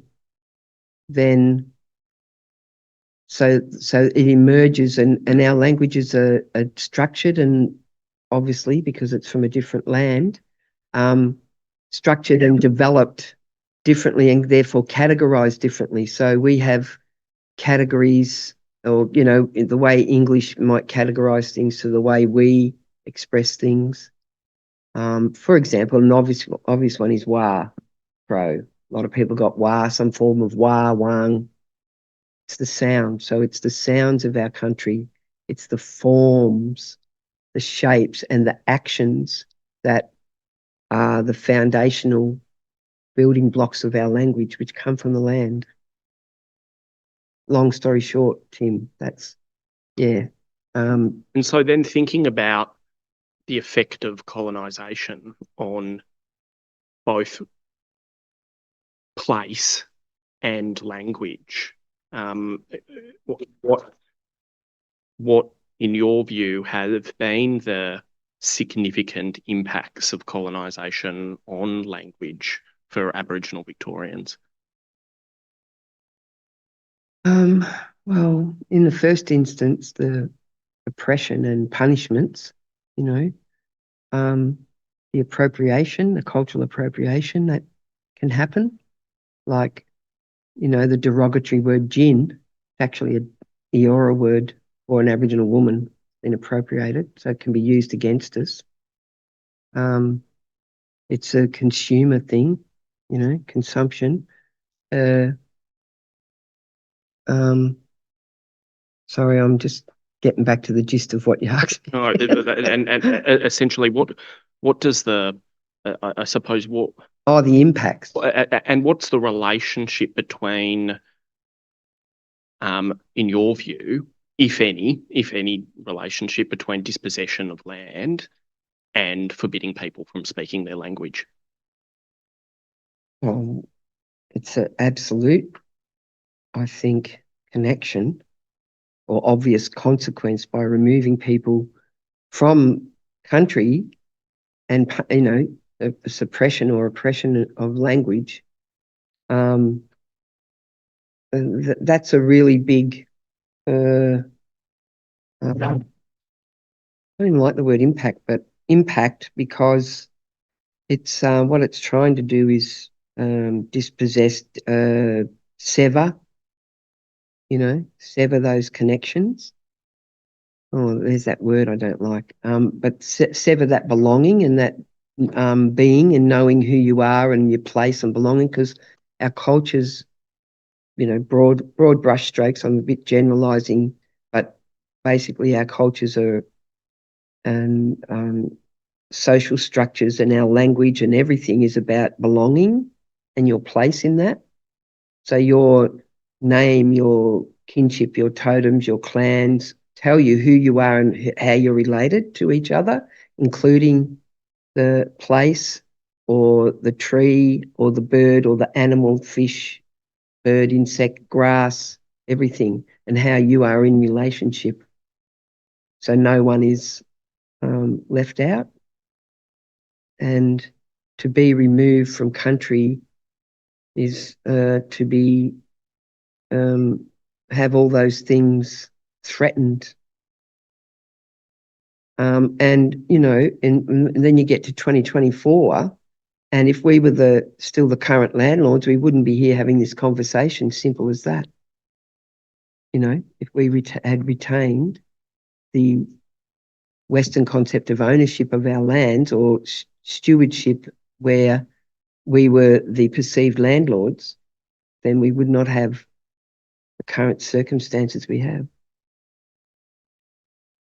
And then returning to the importance of language revitalisation, what do you think are the responsibilities on the Victorian government in particular in relation to supporting language revitalisation?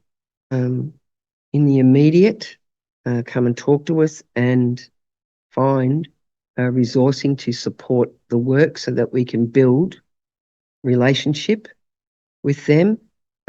We want to, our aspiration is long-term is to be autonomous and self-determining in a state where we are as Aboriginal people and our organisations are, because even though we're community controlled, the funding and that is still tied with a lot of strings, as you know. The state needs to, while we remain, because I keep thinking down the generations what things will be like, and we can't know exactly, and we can't know what structures we might live under because things are changing all around the world. But the current system requires a paradigm shift, and a big one. And, you know, if treaty or this commission and treaty and other approaches can change so that we have parity in the relationship we have with the state. If we are truly recognised as sovereign nations, we would therefore have parity in our relationship. It's the only word I can think of right now. To be able to negotiate that relationship, they need to negotiate with us, the relationship, and therefore how we can, because really right now they need to be looking at restitution and restorative justice, which sits outside the current kind of way things are done. And relationships, they're not equal. And so restitution, I think, is that position we all need to come to, that paradigm shift. And in an immediate kind of urgent, give us some money so we can get on with the work, because it's been too long and it's just held up. And then while we're doing that, we'll work on that paradigm shift and restitution. I did ask at the Language Policy Partnership for what is the process for calling a national emergency, you know, and they had a little bit of a giggle, but I'm like, well, what is the criteria for a national emergency? Because in national emergencies, like the global pandemic on COVID, they printed money and they found ways to address the circumstances, right? So in the world, there's about 7,000 languages, and they predict in 100 years, there's only going to be 3,000 left. Like, what is that if that's not a global emergency? And they're also saying, they being the academics and the, you know, those kind of reports and papers that people do, they're saying at the current rate of what we're doing, even though we're supposed to be funded for language, you know, revitalisation and maintenance, that by 2050 there'll be no fluent speakers left in Australia. That's not far away. And, you know, Gallagher from Yolngu Matha man, he said, yeah, he speaks Yolngu Matha, and he speaks 5 other languages or 10 or something, and 5 of his clan languages are just about gone. And so everybody thinks, oh yeah, Yolngu Matha, that's really strong. And what's strong anyway? Strong is being transmitted to transgenerationally in a sustainable way. And that happens for their mob, but their clan languages are going. And that's what happened to us not that long ago. So we may never get all of our clan languages back, but we're doing the best that we can. So I said, why can't we have a national emergency? You know, because that's how urgent I think it is, and how central and underpinning to all of the things that we're trying to address. Language is a key element in all of those aspects of life and foundational to our very being. And so I think we need a state or a national emergency, because that then might free up some of those resources we can't seem to get our hands on. Just a final topic, while we have you here, you mentioned in your statement your creation with others of a possum skin cloak project, and you have a possum skin cloak next to you. I just wanted to give you an opportunity to introduce that cloak, as well as to mention to the commissioners the background to that project. I think the background to that project's like integral to, in the same way language is, it's part of a bigger cultural reclamation and revitalisation that we're all experiencing in these times. So it was a great privilege and honour to work on the possum cloaks, and I want to acknowledge Aunty Eleanor's daughter Callie, who's been a long time possum cloak person, and several others I've mentioned in my report statement thing, who have done that. But at the time that I encountered our Lake Conda cloak at the Melbourne Museum, I had a very profound spiritual experience, because the ancestors came into the room and you could feel them, and I felt like I could just, you know, pull the veils of time. And it was from there that the thinking and the thoughts about bringing cloaks back to live back in community. And then I talked with Lee and Trina, and we went off and talked to people and made copies, sort of, you know, or representations of, because they're Yorta. And we made, with my sister Deborah, who's now passed, a copy of the Lake Conda cloak, and they did the Yorta one. And then I went home and worked around with a mob in Portland, and then up at Halls Gap and down home in Warrnambool, making cloaks. And then the 2006 Commonwealth Games come along, and there was a think tank, and one of my cloaks had gone to New Zealand for a project we had with some of the Māori women over there. And Kimber Thompson from Black Dot Gallery, she brought it into the room, because we were all there talking about what to do for the opening ceremony of the Commonwealth Games, what thoughts and what creative ideas, and how could we represent Aboriginal Victoria and therefore Aboriginal Australia, Aboriginal Torres Strait Islander Australia, at this big international thing. And again, at that time, under the reconciliation report of 2002, the state government and the City of Melbourne decided it would be a good time to partner for a major public art project in Melbourne, First Nations,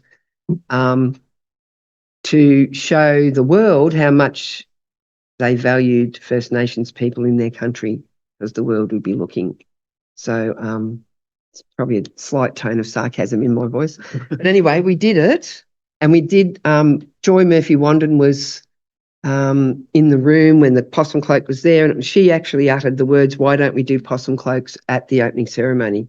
Because I wanted to say it, but I thought I better not say it, because I'm, you know, have a vested interest. Anyway, so she said that, and everyone went, yeah, let's do that. And Wesley Enoch tried it on and shed a few tears. And so that was where that opportunity was born. And, you know, therefore there was resourcing to provide the opportunity. And we, the Aboriginal Advisory Committee to the Games approved it and funding got devolved out to Regional Arts Victoria, and we facilitated the project across the state. And it was this sort of moment in time where, bang, there was possum cloaks everywhere. In fact, Aunty Eleanor and her sister made one. I've got the photo on my phone. We have it while you're talking. Yes, but it was an interesting exercise, wasn't it? Yeah. And, you know, we worked Photos, with... I might actually just quickly bring up attachment 4 on pages 30 and 31. Sorry, Aunty Vicki. Yeah, but that project was important in lots of ways because it just had that practice back out there in communities. We worked across the state with 35 of the 40 plus languages, 44 plus languages. At the time, we thought there was only about 38. And we worked with an artist from each of those communities. Generally speaking, the model was, and they had to be supported by the traditional custodian groups, and they were paid, made sure artists were paid then. And so it was a cultural model that I kind of developed and we implemented through Regional Arts Victoria, but supporting our First Nations protocols and our own governance and decision-making processes. Oh yeah, there's Dad. He was gallivanting around at Thunder Point in Warrnambool there with his cloak on. And like, I don't know, he's about 76 or something there.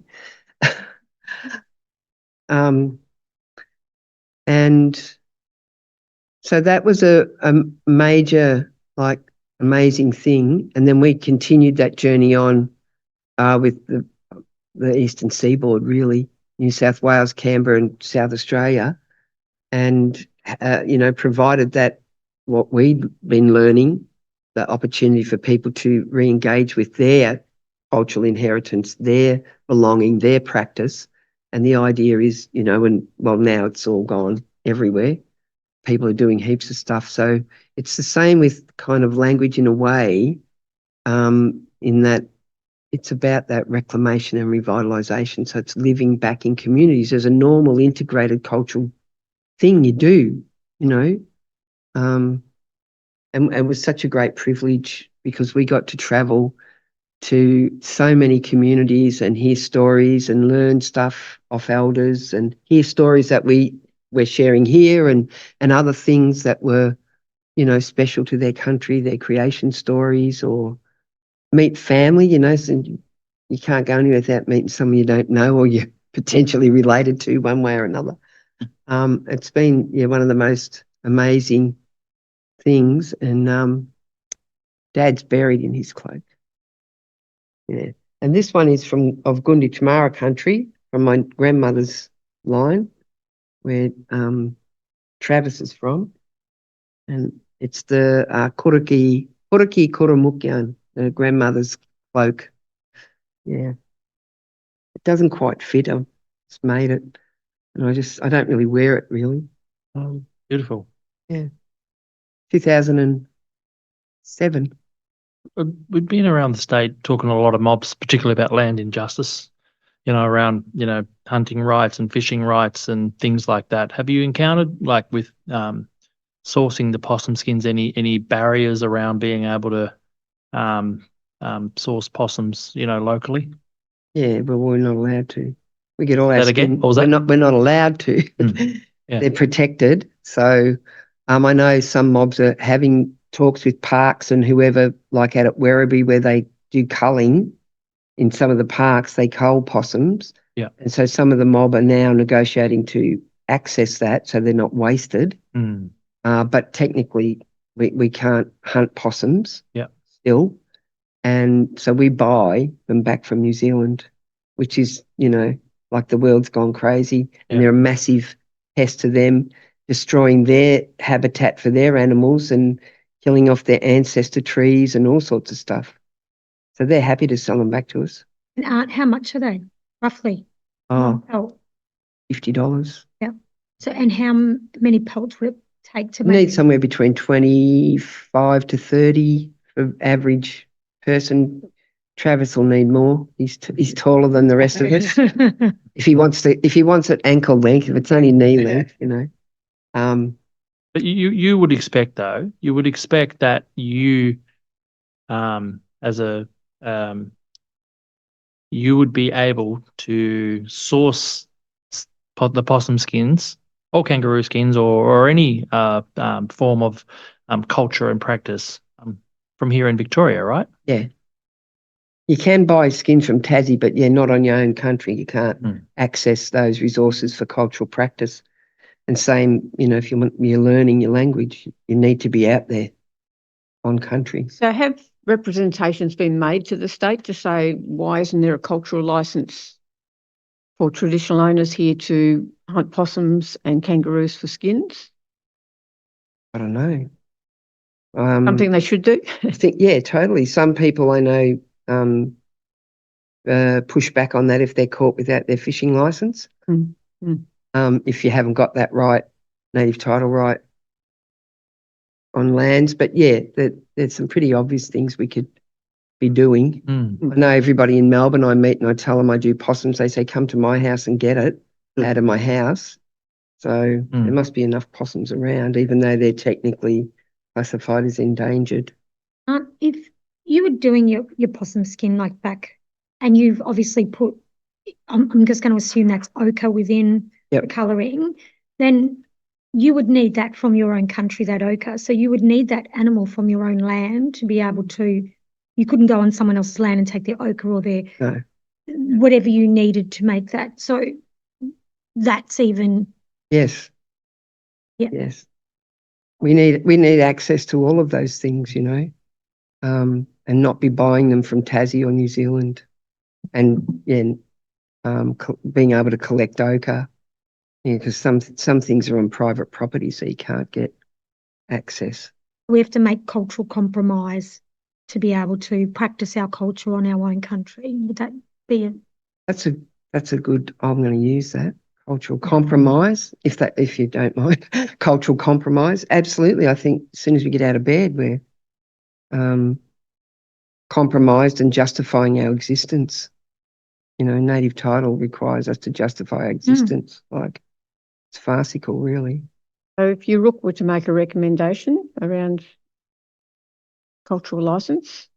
I think that would be a great thing. Everybody would really appreciate that, because I don't know how much of that, because it shouldn't be just on your native title determined lands, should be across your country wholly as best. I don't know how that works legally, but that's not my headache. Well, it goes to the evidence that we've further heard around trade routes, and I think that was a key part of our own economic system that we did have in place prior to the colonisation, and around being able to trade. So when you didn't have certain things on your country, that was a key part of trade. Yeah. Being able to share knowledge, share, trade eel, for instance, and so forth, like we heard on, Gunditjmara country, the other day. Just another example of a systematic barrier that our people face in the basics of being able to practice culture, pass on knowledge. Yep. Aunty Vicki, I've only got one last question before I invite the commissioners or you to say any final remarks or ask any final questions. I think I noticed when you gave, when you spoke in language at the start, from the language of your ancestors, that you repeated the line, "We continue to resist." Yeah.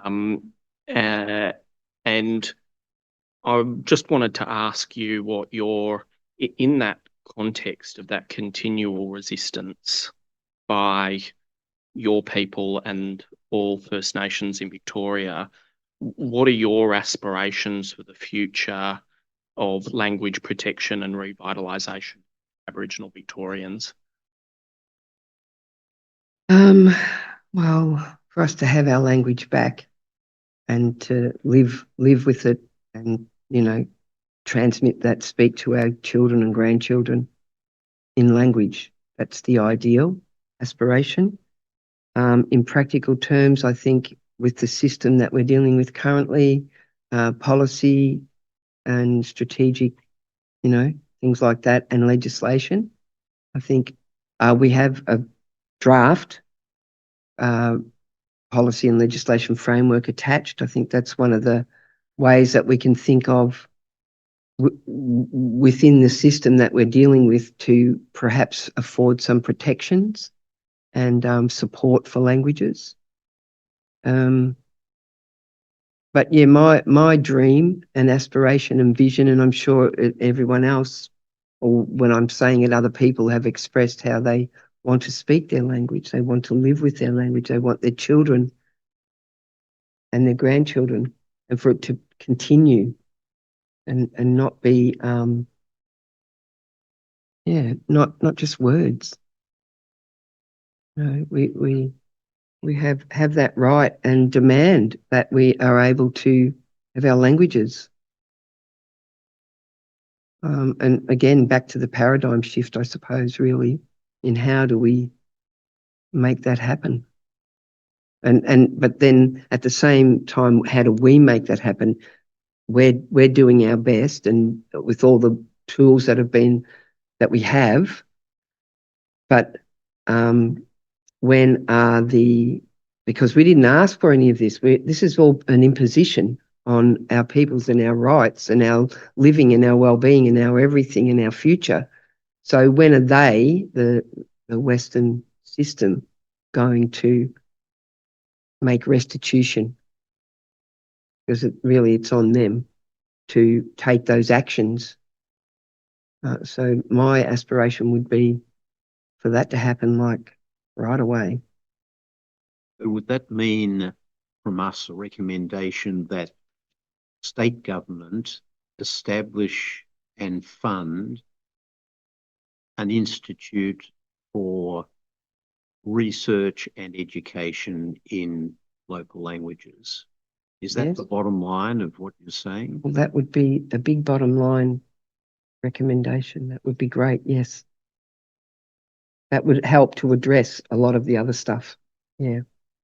Part of restitution. Yeah, as a restorative justice action. Yep. Not an investment. Thank you, Commissioners. Unless there's any other questions, those are my questions. Can I just read a couple of quick quotes while you might think of a question? One's from Brendan Kennedy again, and I think it's a really important, and you'll love this one, Suzanne, if you haven't heard it before. It's a strange speaking English. It really hurts. I see Koori people trying to assimilate, trying to talk like ministers. I see them struggling. There's a pain going on. They aren't speaking their natural voice. Their health is afflicted. English is a health affliction on us. Like, whoa, what a good way to put it. Being forced to speak another language, not our language. That's Brendan Kennedy. And just my daughter Yaren, who is a strong cultural warrior and a great educator and teacher, and has a great way of expressing our knowledges and learnings to teach the younger ones, and myself included. Oh, not that I'm a younger one. For me, healing, this is Yaren, for me, healing and well-being in an Aboriginal context envelops connection to traditions, connection to country, and connection to community, a place to feel that you belong and are nurtured with positive people/elders around. It is the learning of traditional practices that have been buried, giving them new life to learn and to pass down to the next generation. I've learnt a lot about healing, as I've recognised so many of our mob need healing in many different ways, but it comes back to our connection to our sacred land. Aboriginal well-being, one element is healthy body, healthy mind, and running blood.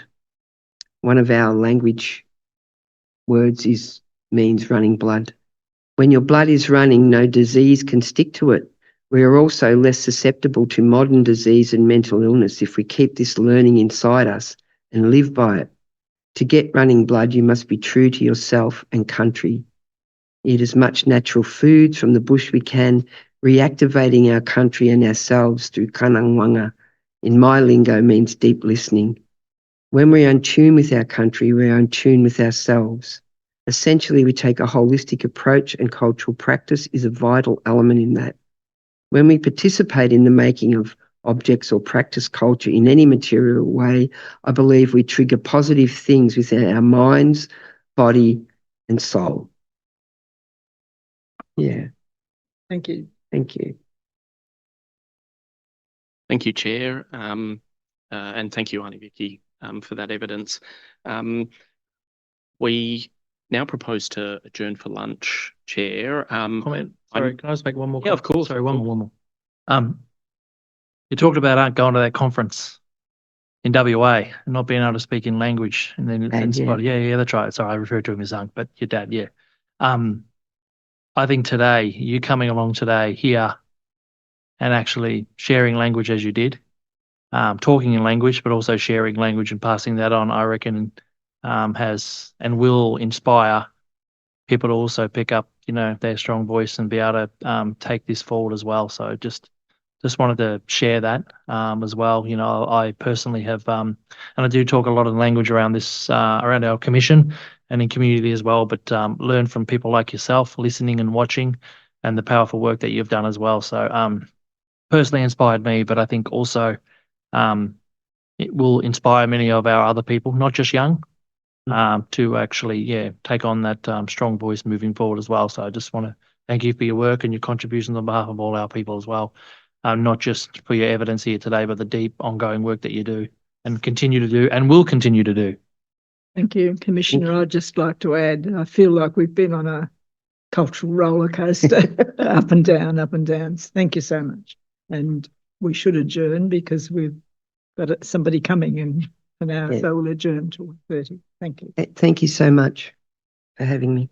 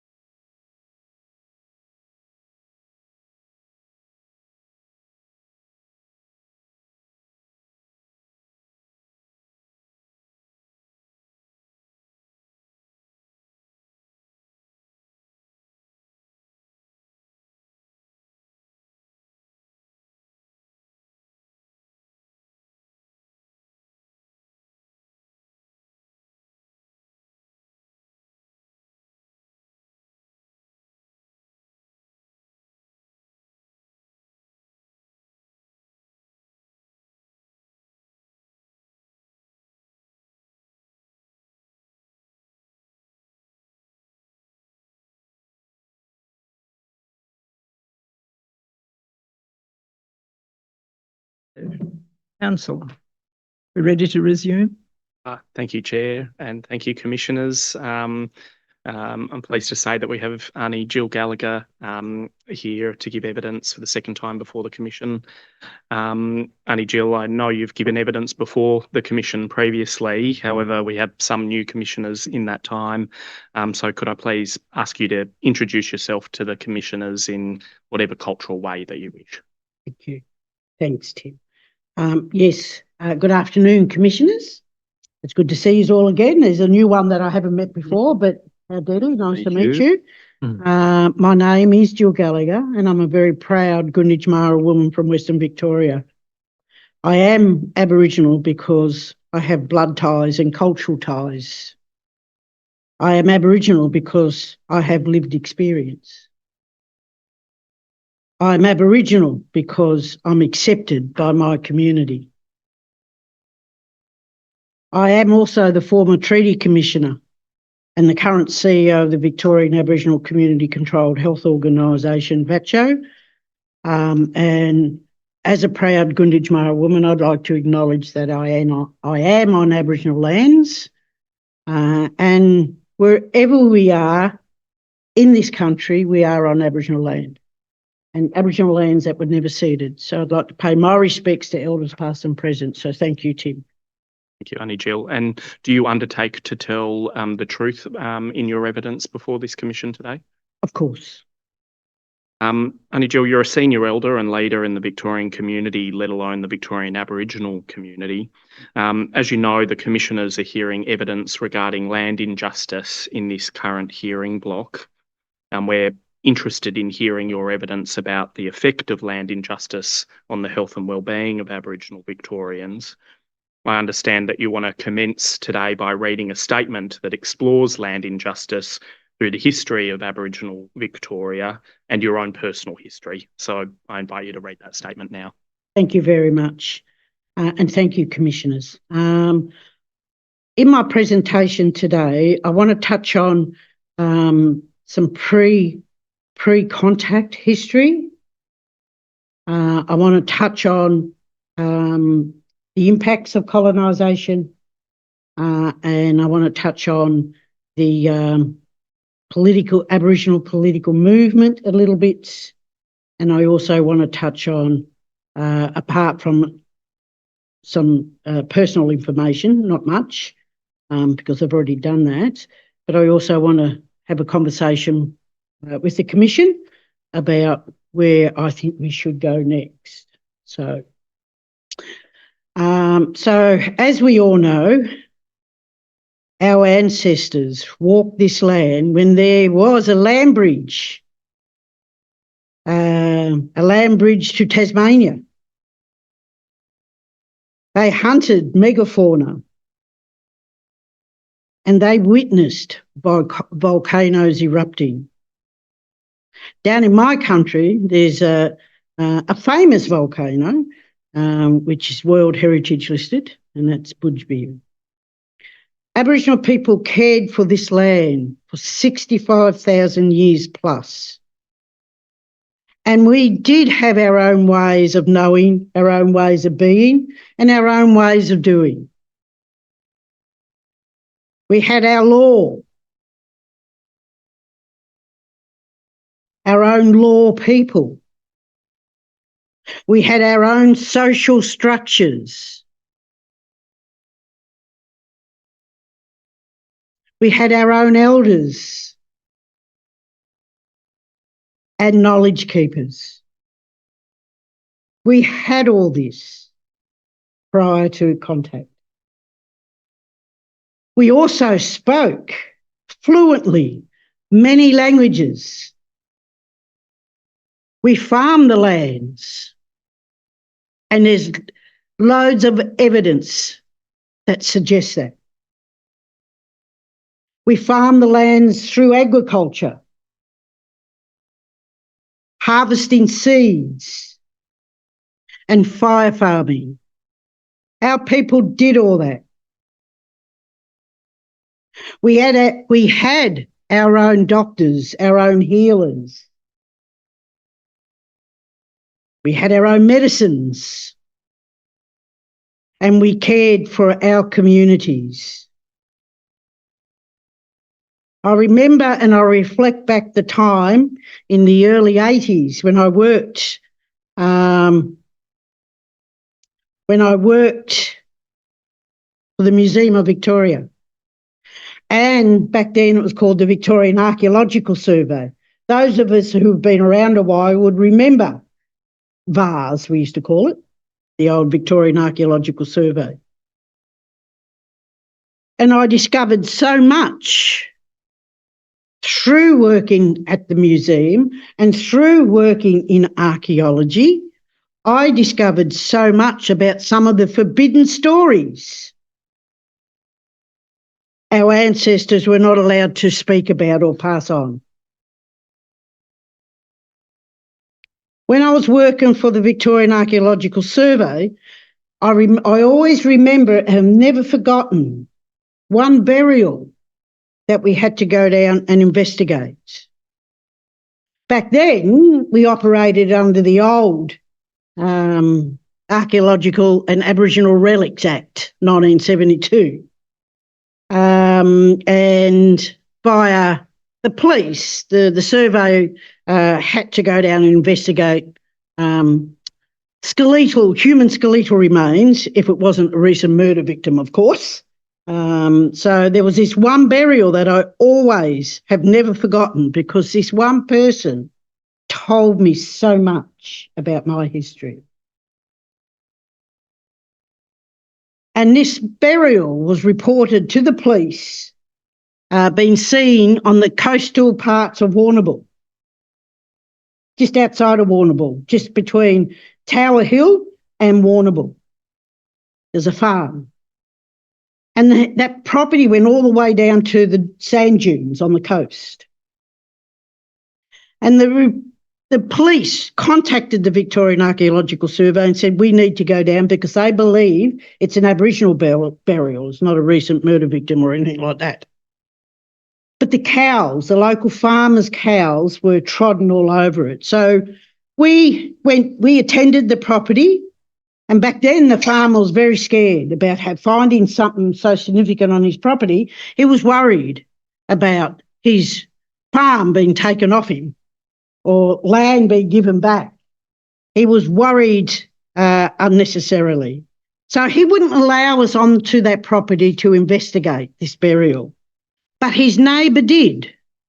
And so we walked on another property all the way down and we could see from the property line that the cows were doing a lot of damage to this burial.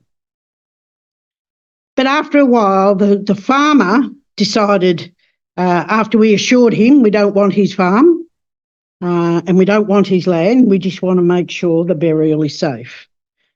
So he let us on eventually, and it was decided that we could not leave the burial at that site because it was it wouldn't have been protected. So with we conducted what we called a salvage excavation. And the local Aboriginal leadership at the time, and remember this is before Traditional Owner Settlement Act, this is when co-ops had responsibility for Aboriginal heritage. So we had no native title and we had no Traditional Owner Settlement Act at that time. And so this burial was we conducted with the local Aboriginal community with their permission. We conducted what we called a salvage excavation. And the community said, can we please find out what the story is? So we did. And it turned out that this was an Aboriginal man who was buried well before contacts. And when we excavated him, his face, his skull was facing Demar, which European name for Demar is Lady Julie Percy Island, because that has spiritual significance to the Gunditjmara people down that way. And so that was very good to actually validate that and see that. But more interestingly, when we conducted that salvage excavation, we brought him back to the office and And he had grave goods too. He had a bone awl, a kangaroo bone awl. So we knew at one stage he was buried with his possum skin cloak, which never survived hundreds of years in the ground, but the bone awl did. He also had a little medicine bag on his tailbone, which was almost disintegrated. So we didn't know what was in that medicine bag, but we knew there was a medicine bag placed on his tailbone, his coxswain. But as it turns out, the man, he lived. When he died, he would have been somewhere between 70 and 90 years old, 70 or 80, something like that. So he lived a ripe old age in a very harsh environment, in a traditional environment. But the most interesting part was that he had a very severe case of spina bifida. And so therefore, most of his life, he could not walk. So in a traditional lifestyle, his people cared for him. His people hunted for him. And his people looked after him. Because a lot of scientific journals at that time said we were an uncaring, savage society. But that's not true. There is evidence that says that's bullshit. So I've always remembered that story of that old man who gave us his story, and he was eventually returned back to community and they decided where to rebury him. There was another time that I reflect upon, and that was when I worked, and this is in the early 80s, for the Museum of Victoria. I worked in the old museum, not the new museum where it is. And this old museum was a very scary place, by the way, but it had lots and lots of artefacts that I've never seen before, and probably some of them I should not have seen, but I didn't know that. But there was one story that always kept with me from my days in the Museum of Victoria. Well, there's two stories, but I'll tell you one, is I came across an Aboriginal skull, and this is well before the Murray Black collection, the return of the Murray Black collection. I came across an Aboriginal skull, and that's all that was of that person. There was no other body skeletal remains. It was just a skull. But he had a hole in the top of his head. And I thought, oh, that's interesting. He's been shot. But the anthropologists who worked at the time in the museum, I consulted them and said, was this person shot? And they said no. That was very early evidence of our people pre-contact conducting brain surgery. So what must have happened, I don't know because I wasn't there then, I'm not that old, but what must have happened to that elder was that he wasn't an older, he was a young man actually, because you can tell those things just with looking at the skeletal remains. He was a young man and he must have had pressure build up on his brain for whatever reason. And so what they did, they lifted his scalp, and then they used a grinding stone to grind his skull and put a hole in it because you could see the grooves. It was amazing. And that has always stuck in my head about our people pre-contact, having our own surgeons, for crying out loud. So we were not a savage race of people, in my opinion. We were very civilised, and we knew how to treat our ill. We knew how to treat our people with disabilities. So we were not a non-caring society. So that's just two stories that I wanted to, Tim, I just wanted to illustrate my time work. There's thousands of other stories, but I won't tell you all them, but it's really interesting. I want to touch on a little bit now. So that's pre-contact. That's, we did have flourishing communities and, and it was just amazing to see how many years and what eras our people went through and survived. But then something catastrophic happened to our communities, and that was colonisation began. It was catastrophic. And colonisation apparently began in 1788, and I believe it's still current today, colonisation. Then there was the tide of history that swept colonialism onto Port Phillip's sandy beaches. It was brutal, and it was very quick. And those who survived the first contacts bore the brunt of the colonial expansion and the cultural arrogance and racism that went with it. There was a wave of massacres. You can't deny that. It's in the history books. Our lands were stolen. No one can deny that. It's in the history books. Our culture was suppressed. Our languages were forbidden. Our women raped. And our families torn apart. That's fact. It's not fiction.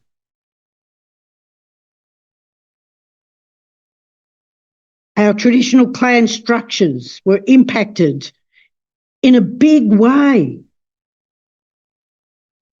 And I didn't realise how much impact that happened on our traditional structures and clan designs, and how people fitted into the fabric of our way of knowing, being and doing. I didn't realise that until I became the Treaty Advancement Commissioner and tried to design a voice for Victoria. I didn't realise the devastation that impacted on our traditional ways of knowing, being, doing in relation to our clan structures, and how many of our clans actually survived.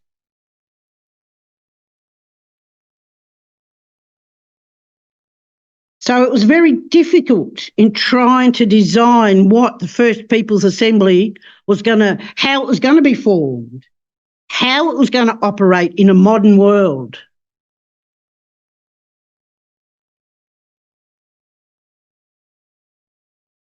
But also it was very exciting just recently when I saw that there was another reserve seat added to that design. And that's what it was designed for, to help our mods grow and take up their reserve seats. By the late 1860s, the Aboriginal population had been decimated, and there were only about 2,000 Aboriginal people alive in Victoria. 2,000.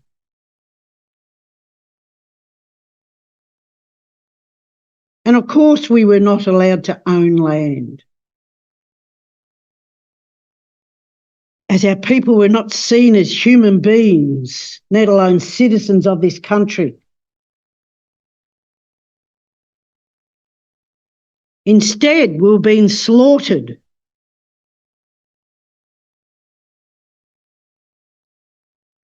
And then there was the mission era.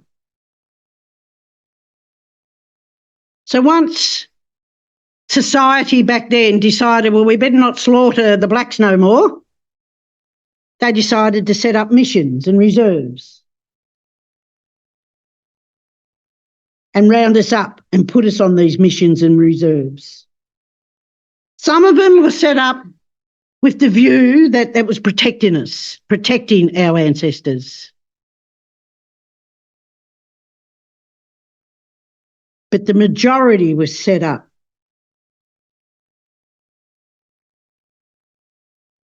to absolutely destroy us. During these times, the that our people were forbidden. It was illegal to practice our culture and speak our languages. If you wanted to leave the mission for whatever reason, you had to have a permit. You had to have permission. Our people were totally and utterly controlled by the governments of the day. The Board of Protection ruled everything, including whether we lived or whether we could own a home or not, or whether we could see our children or not. I want to illustrate some of this by reading out some letters from a publication, Letters from Aboriginal Women of Victoria between 1867 and 1926. In reading these letters, you can hear the despair in their words. You can hear the lack of hope in their voices. And the first letter is from Eliza Saunders. Eliza's son, Chris, enlisted in the AIF in 1915. She received a military allotment during this time. He was in service. Eliza lived at Lake Conda Mission, and this is her letter to the Secretary of the Aborigines Protection Board, 29th of August 1917. Sir, I write to ask you to grant me the favour of continued rations, as I am buying a nice new 2-room cottage and 3/4 acre of land, fenced, secure with palings, new large tank and lovely stove for 50 quid cash. As my only single child has been serving his country since May 1915, I have received £1 and 8 shillings weekly and have saved it for my long wish of a home of our own, if he is spared.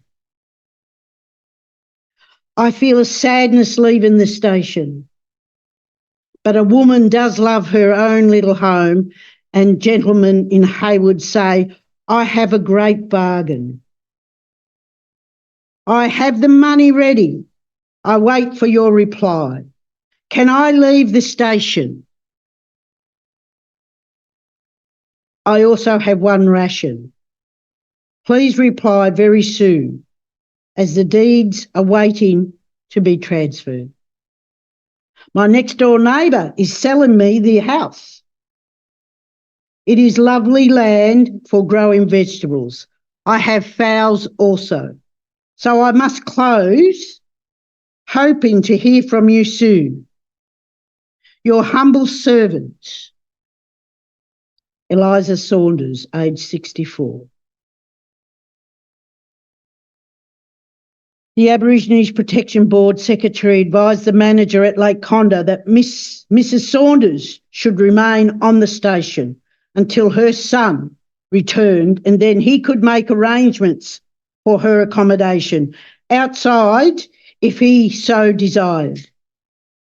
In January 1918, the board advised that Eliza's rations were to cease because she was receiving military pay. The board suggested sending Eliza to a benevolent institution or an asylum in Cheltenham. She refused and returned to South Australia. She was never able to buy that home.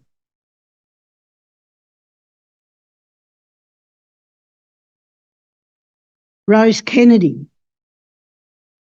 The second letter is from Rose Kennedy, Ebenezer Mission. To Captain Page, Secretary of the Aborigines Protection Board, 4th of August, 1884. Dear Sir, please would you kindly inform me how stands the affairs about a house that was left to me by my aunt and uncle. They are both dead. I was told that it is not mine, even though the house was given over to me in a written will. The house was built by my uncle when the first missionaries were here.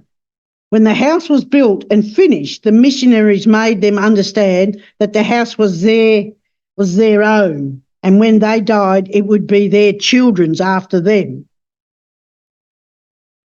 The same as white people do. They had no children. My aunt gave me the house, and now it is taken from me, given to another. Please tell me the particulars. I'm your obedient servant, Rose Kennedy. On receipt of Rose's letter, Captain Page, the board secretary, asked Reverend Kramer, the missionary at Ebenezer, to give him some details on the matter. This is his reply. Dear Captain Page, regarding Rose Kennedy's hut, I beg to say that I've had no end of trouble and annoyance owing to the fact that some of these huts are claimed by the blacks as their property, which they can do with what they would like. In 1875, I think, I wrote to the board about this matter when I was instructed to tell the blacks that the huts standing on the station ground were station property. I wish you could help me to get this point settled once and for all by informing Rose of the same effect. No doubt when the house was built, they were intended for particular blacks, but the following facts should not be forgotten. The mission buildings has been built with materials, labour and rations supplied by the board, so that, you see, Rose's claim, if she has any at all, is reduced to a minimum. It appears that Rose continued to live in a tent.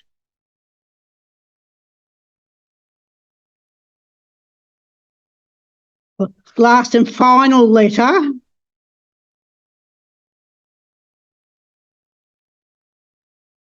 is Jemima Donnelly. The last letter I want to read is from Jemima Donnelly, Corranderk, to Secretary of the Aborigines Protection Board in January 1912. Sir, I have the honour to apply through you for a block of land contained on the last side of the Corranderk Reserve along the Boggy Creek Road.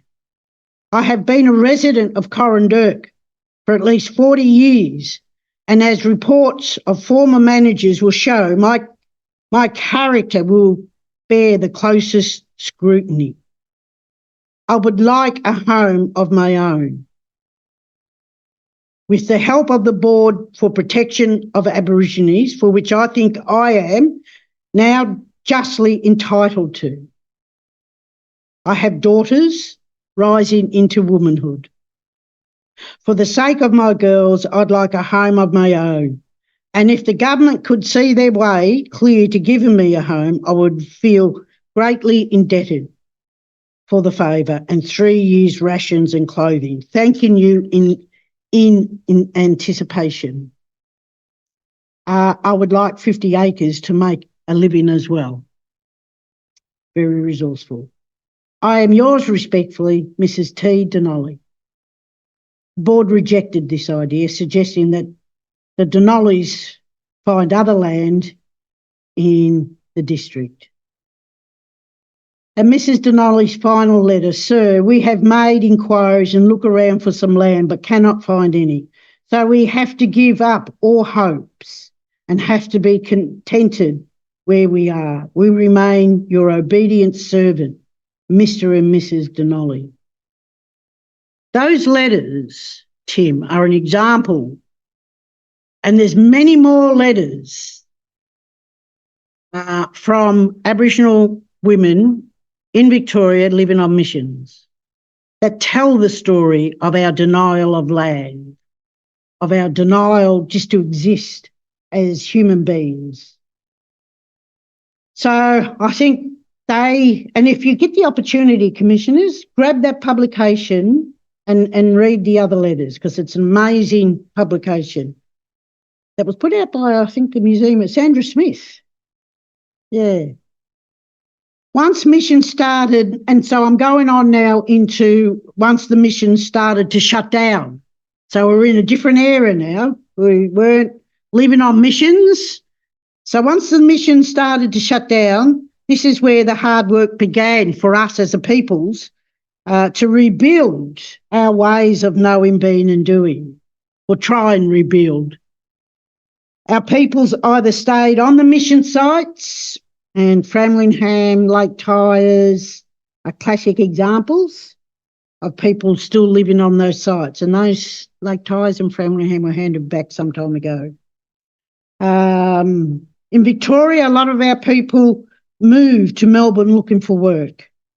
Our people still found it very hard to access support and services, whether they were living on or off the mission.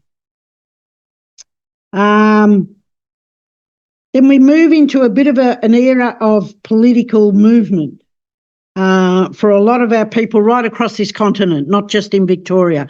But Victorian Aboriginal communities back then were strong leaders and very astute in political advocacy, and that comes through. Then in Victoria and nationally, we had a movement of political activism for the advancement of our people, with Aboriginal leaders from all over the country fighting for our rights. And just some examples: 1938, the Day of Mourning, and that's been our day of mourning for a long time, back in 1938. Very significant milestone. 1962, all Indigenous people are given the vote in the Commonwealth level. 1967 referendum, amazing time. 1972, when the Tent Embassy was established. Uluru handed back to traditional owners in 1985. 1992, Mabo decision, High Courts, native title. Terra nullius was overturned through the Mabo case. That's when Australia legally recognised that there were human beings living here before whitefellas. So that was a bit of not so much the celebration of Native Title Act, because the Native Title Act didn't do a lot of good for our mobs down in Victoria. But what it did do was overturn that concept of terra nullius, and I think that was a real milestone. Then, of course, the Native Title Act in 1993. In Victoria, we had a movement to set up organisations to support communities. The very first organisation in the country, let alone in Victoria, was the Aborigines Advancement League. It was established back in 1957. So Doug Nichols, Doris Blackburn, Stan Davey, Gordon Bryant, and that was a movement that started all movements, in my opinion. The League's initial objective back then was to achieve citizenship rights for Aborigines throughout the Commonwealth. We accomplished this also in the 1967 referendum. This meant I was 12 years old back in 1967. So I was born into a country where I couldn't vote if I had made it to 18 before 1967. My mum couldn't vote. She was 40 back in 1967. So she was at voting age but was not allowed to vote. So very interesting. Then there was a movement to establish Aboriginal community-controlled organisations. Redfern was the very first one in Australia, and it's my understanding the Victorian Aboriginal Health Service was the second one in the country, first one in Victoria. In 1973, the Victorian Aboriginal Health Service, VAS, was established so that our people could get access to basic health services. And due to the overwhelming need of our people right across Victoria, that was the beginning of Aboriginal organisations popping up throughout the states. Back in the office, we do have a diagram that says who came after VAS and who came after that, but I thought I wouldn't do that in this one, Tim. I thought it might be, it's on the record. So the Victorian Aboriginal community, we all know we were hit hard during colonisation, and the level of brutality before it went to the remote areas, we copped the brunt of it, and it was quite extreme. Some of our clan structures were destroyed, and a great deal of our people were disconnected from our culture, from our lands and our languages. The co-ops became our connection. Now remember, this is pre-Traditional Owner Settlement Act and pre-native title. So the co-ops became traditional owners, so to speak, even though they were delivering services. So the co-ops became our connection to each other. They helped our mobs find their way back to country. The co-ops made us visible in the landscape. And they were more than just health services, though. They provided places for us to, safe places for us to come together. And I think that's a very important point, safe places. Then I don't know how many in this room remember Camp Jungai. I mean, Camp Jungai, from my very early memories, was an amazing place. And again, this is before Traditional Owner Settlement Act, Native Title Act, just before any groups were recognised. Camp Jungai was that place. It was that place where we held ceremonies, where we conducted important business, where during school holidays, our kids, our burais, would go to Camp Jungai. I mean, I remember one time there, I was a camp leader. Never do it again, by the way, but I was a camp leader. You know, and elders were there passing on what knowledge they had and culture. Little kids from, I remember, I've got to tell you this one story, Tim. There was this group of little children, little burais from Dandenong that came to one of our very first ceremonies. And we had a council of elders set up, and if the kids mucked up, then they'd go in front of the council of elders. And these little kids did muck up. And so the elders went out and picked all these blackberries, ground them up, and then had a good talking to all the little burais, and then marked their ears. And they said, that's a mark of shame now. And for the rest of that ceremony, those little burais just behaved themselves really good. It was amazing to see the transformation once culture is embedded in your everyday way of knowing, being and doing. Anyways, I won't tell any more stories, I promise. Camp Jungai was an amazing place, and it still is. You know, after colonisation, we didn't have any safe places. And this is well before the co-ops too. We weren't allowed into towns. And so it became a very significant place for Aboriginal clans all over Victoria. That's what I need to say. And I still think it is, except now that we have different landscapes around the heritage, then there's different views. In Victoria, we do have a very rich and diverse Aboriginal cultural heritage. We have ancient, and we also have contemporary. Aboriginal people with our culture and our past, the stories that we can tell and the gifts that we could give to all Victorians is amazing. People just don't realise that. So in Victoria, the very first heritage protection we had for Aboriginal sites was the old Relics Act, 1972. That became defunct when Part 2A was set up of the Commonwealth piece of legislation that protected Aboriginal sites. That's where the co-ops back then were scheduled to that piece of heritage legislation that protected heritage.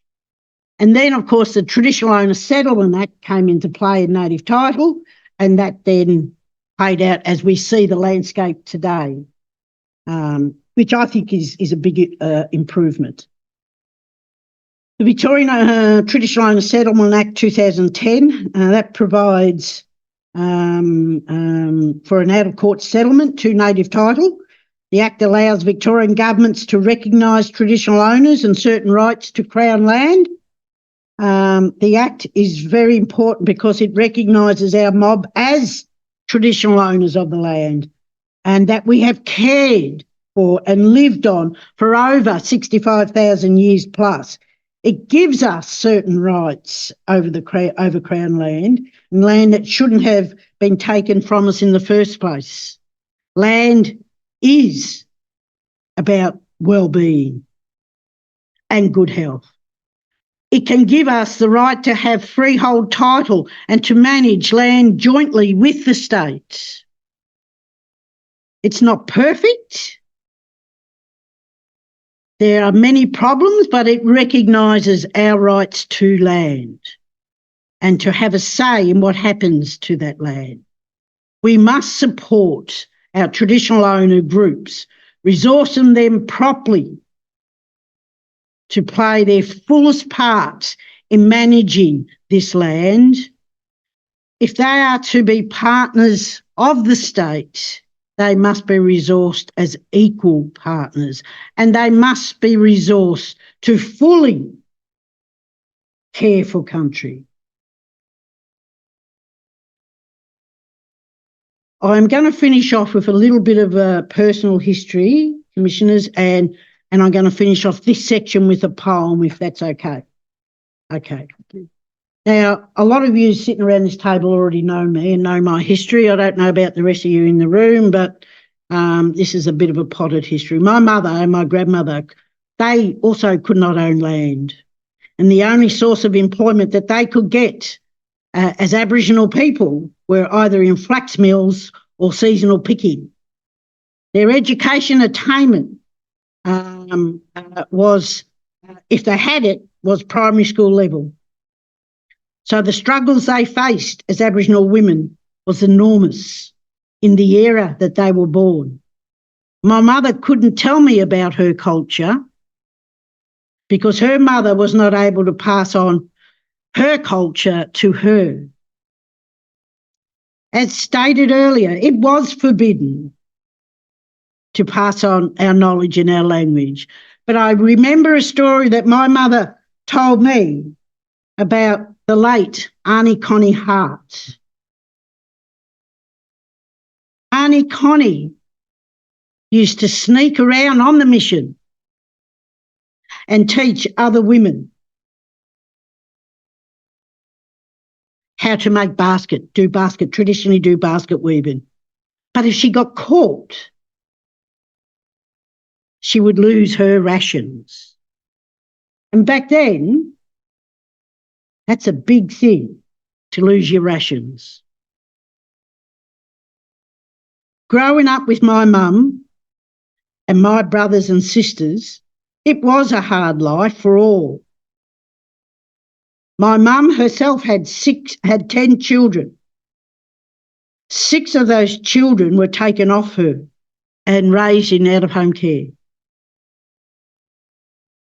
The rest of us grew up all over Victoria, travelling, following the seasonal picking. And this was mainly in Gunai-Kurnai country, not my own country. And as a result of that, my educational attainment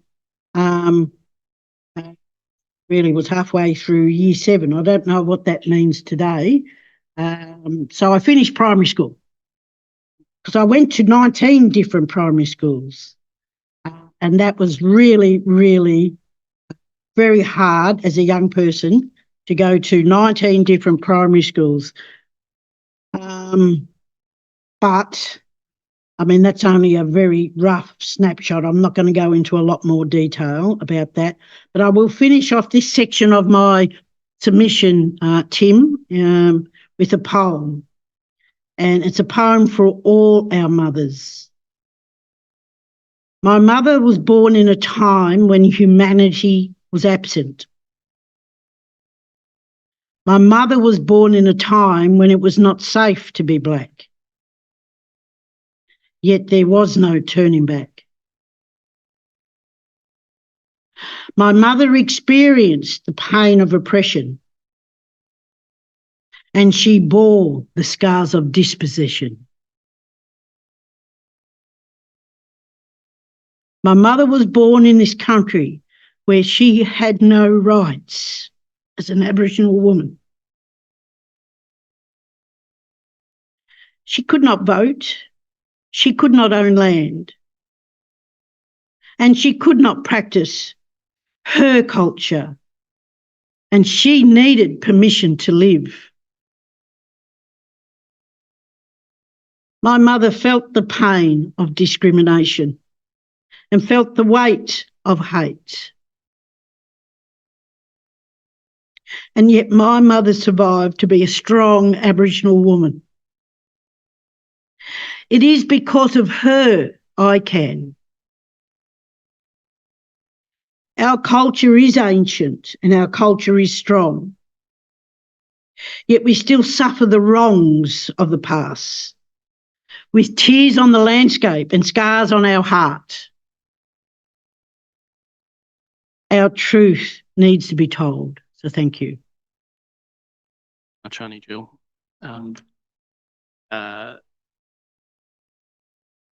In many ways, your evidence has captured a clear summary of a lot of the evidence that has been heard by commissioners this week, in terms of that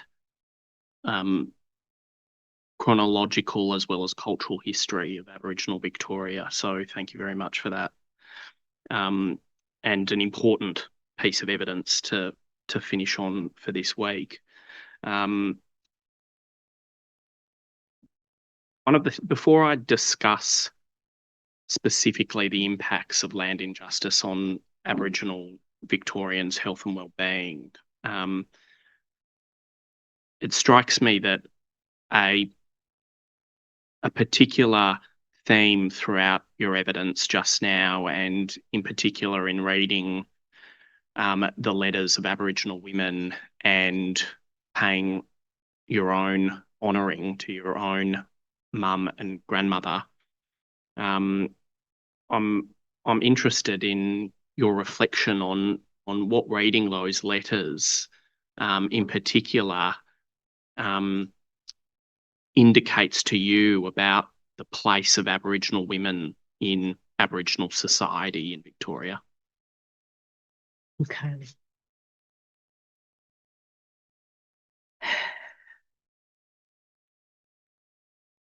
The place of Aboriginal women in Aboriginal society.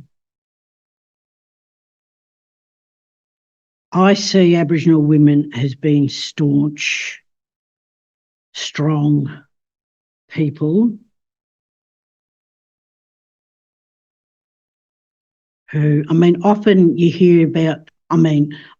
hear some people say in a traditional society, in a traditional Aboriginal society, women were, what's the word?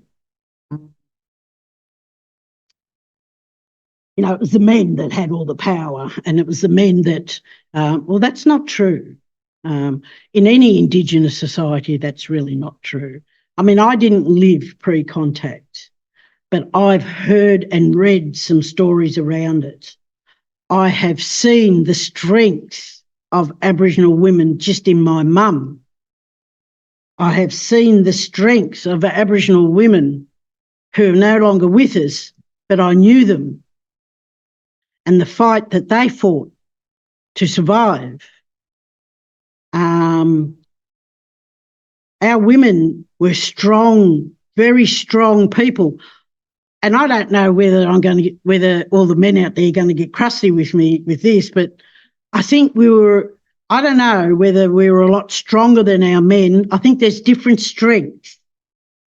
But when you look at when we're trying to reclaim back our culture, our connectedness, our families and our clans and our mobs, you look at who headed up a lot of those organisations. They were mainly women, Aboriginal women who took the leadership roles.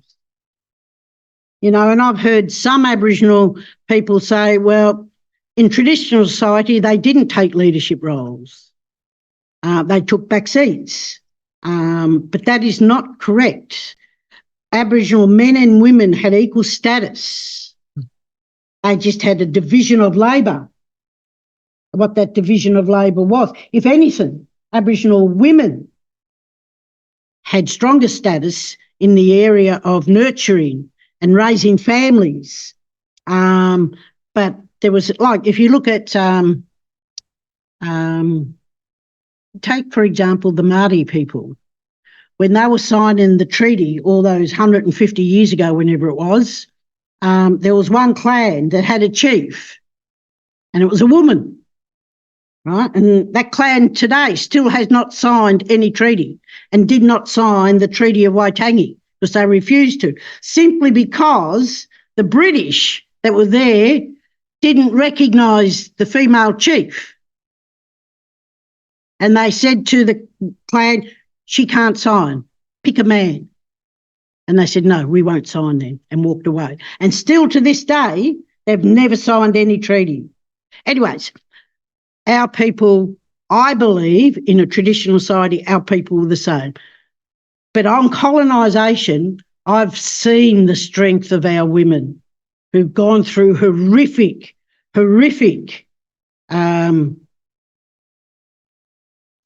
things that have happened to them 200 years ago, 150 years ago, 100 years ago, 50 years ago, 30 years ago. Even today, I see some of our women who still struggle, who are still very strong and have staunch leadership skills. And that's no disrespect to any of our men in any way, shape or form. But yeah, I think our women played a vital role in our survival. Can I just ask, Aunty Jill, would you say that the history that was captured on us or about us was by men for men? Sorry, yes. Yes, I do. When you look at all the early historians, Bruff Smythe, Aldo Masola, and they're all men. They're all white men. Yeah, and so of course they have a bias, and they channel their own beliefs onto our communities, but it's not true. Did I answer that, Tim, or? Per usual, perfectly, Aunty Jill. So if I can turn then to the impact of colonisation on health and wellbeing, and just in the background, I'll have brought up the VACCHO submission to Yoorrook on health and healthcare, housing and homelessness and education, and I'll bring up page 8 of that submission. So just for the Commissioner's information, VACCHO has provided a submission on land injustice. That's right, Aunty Jill? Yeah. And also a submission on, as I mentioned, health and healthcare, housing and homelessness and education, which will form an important submission for our next hearing block on social injustice. But there's a diagram in terms of the impact of colonisation on Aboriginal ways of knowing, being and doing in the health submission that I just wanted to raise with you now. You mentioned the catastrophic effect of colonisation on Aboriginal Victorians, and that land was stolen and people were dispossessed and moved off their country. Many in the community might and do say that those acts happened whether or not they happened, and there's even people that question whether or not that happened, but at the very least, it is something in the history. It is something in the history, in our history, and has no ongoing effect. And I just wanted to ask you, in your experience, what is the impact of those first acts of colonisation, that catastrophic effect that you mentioned, on the ongoing health and well-being of Aboriginal Victorians today? Thank you for that. There is a direct line from what happened during colonisation. There's a direct line what happened and all the discriminatory policies that followed through to the well-being of our people and how we still suffer the impacts of that today. There is a direct line. The fact that I sit here speaking English is proof that colonisation is still having an effect on us today. I don't have my language. Some mob lost connection to their country and their culture. So much was taken from us, and we're trying to get it back because we must. Not only were we not allowed to practice our language and all cultures, but we were excluded from the new colonial society. We were excluded from education. We were excluded from employment. People had their wages stolen. Families had their children stolen.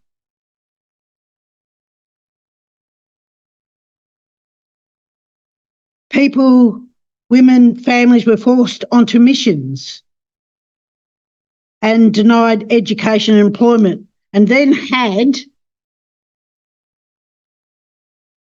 children taken off her. My mum had 6 of her 10 children. Can you imagine? Can you actually imagine me being a mother, you being a dad? Can you imagine being a mother having 6 of your children taken off you? And for what? And she's still alive today. She still feels, at 98, she still feels that pain. In her younger days, she felt the shame, but it was not her shame to carry.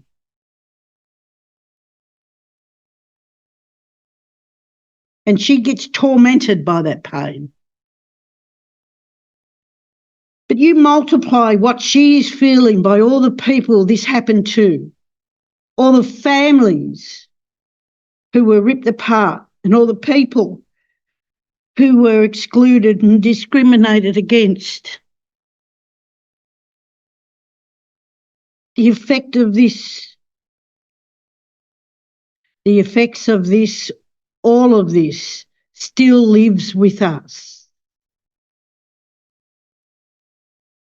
It lives with us individually, it lives with our families, and it lives with our communities. It's no wonder that many of us have psychological distress and poor well-being, because none of that's ever been dealt with. People are dying from suicide because we don't have hope.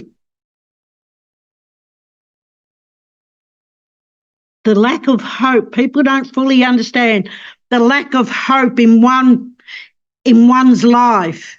It can kill you. It can destroy you. Our children are starting 10 metres behind other children whose parents went to private schools, who could afford to go to universities, and who had the wealth passed down from their parents to their children through generations. We've never had that wealth passed down. My grandmother didn't own her home. My mum didn't own her home. And they're not unique in our community. We still have a lot of people, our own people, who can't own their own homes or own land or go to private school or have that wealth passed down to them because of the past atrocities that have never been dealt with.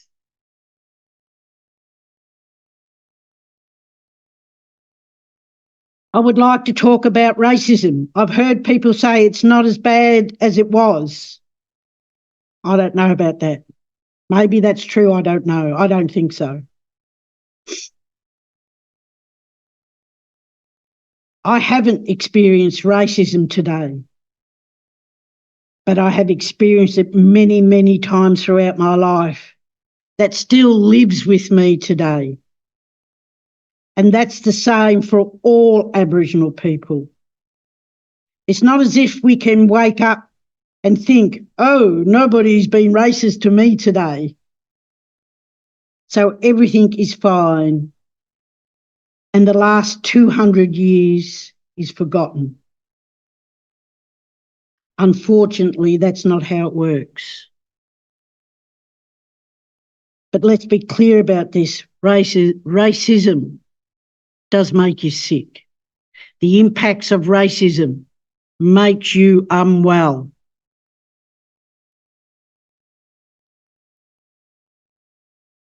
And I saw that happen during the referendum, the failed referendum.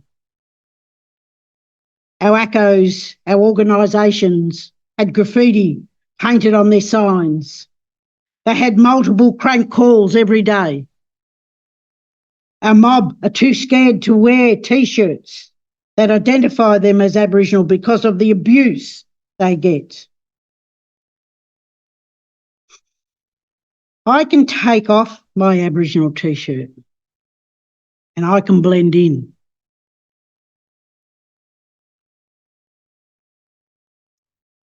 But a lot of our people, including my youngest son, they can't take off their Aboriginal T-shirt and blend in. I remember once I stuck a treaty sticker on the bumper of my son's car and didn't tell him. And when he saw it, he got a little bit crusty with me because he said, "Mum, that just invites blatant racism."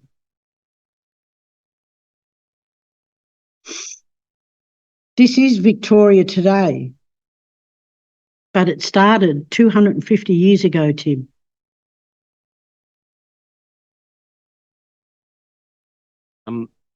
I want to take you to the VACCHO submission on land injustice. That's the submission to Yoorrook on land injustice. And if I can just bring up the first page and the executive summary first. And if we can just highlight the 4 points under the VACCHO submission focuses on the following themes about halfway down the page. Thank you. And I just want to go through each of those themes and just give you an opportunity, Aunty Jill, to explain them in your own language. And please let me know if you need a break or anything. I know we're discussing deeply painful and emotional and traumatic matter. The first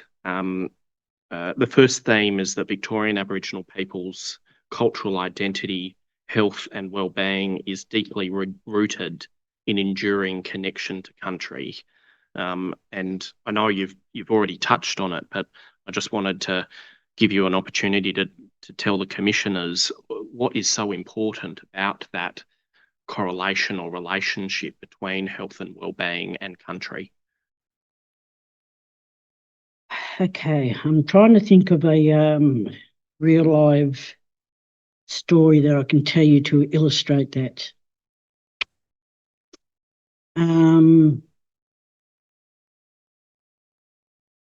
I'll tell you a couple. Okay.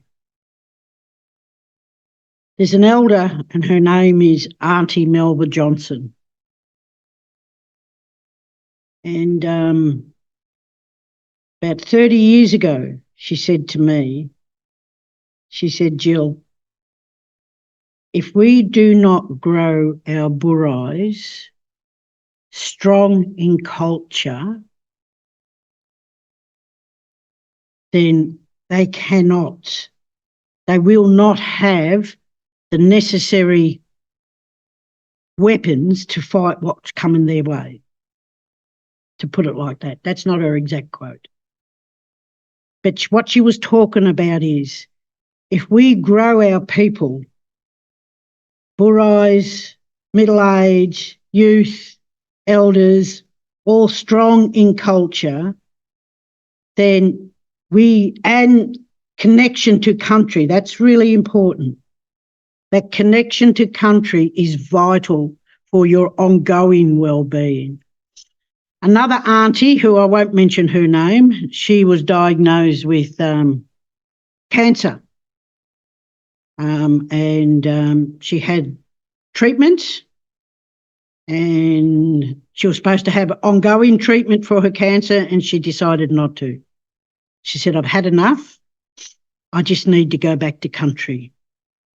I need to go back to country. I need to walk my country. I need to put my feet in the water in my country, and then I will be all right. And she was, believe it or not. She's still alive today. But I think that's a bit of both. It's a bit of both modern medicine and also her belief in her country. Mm.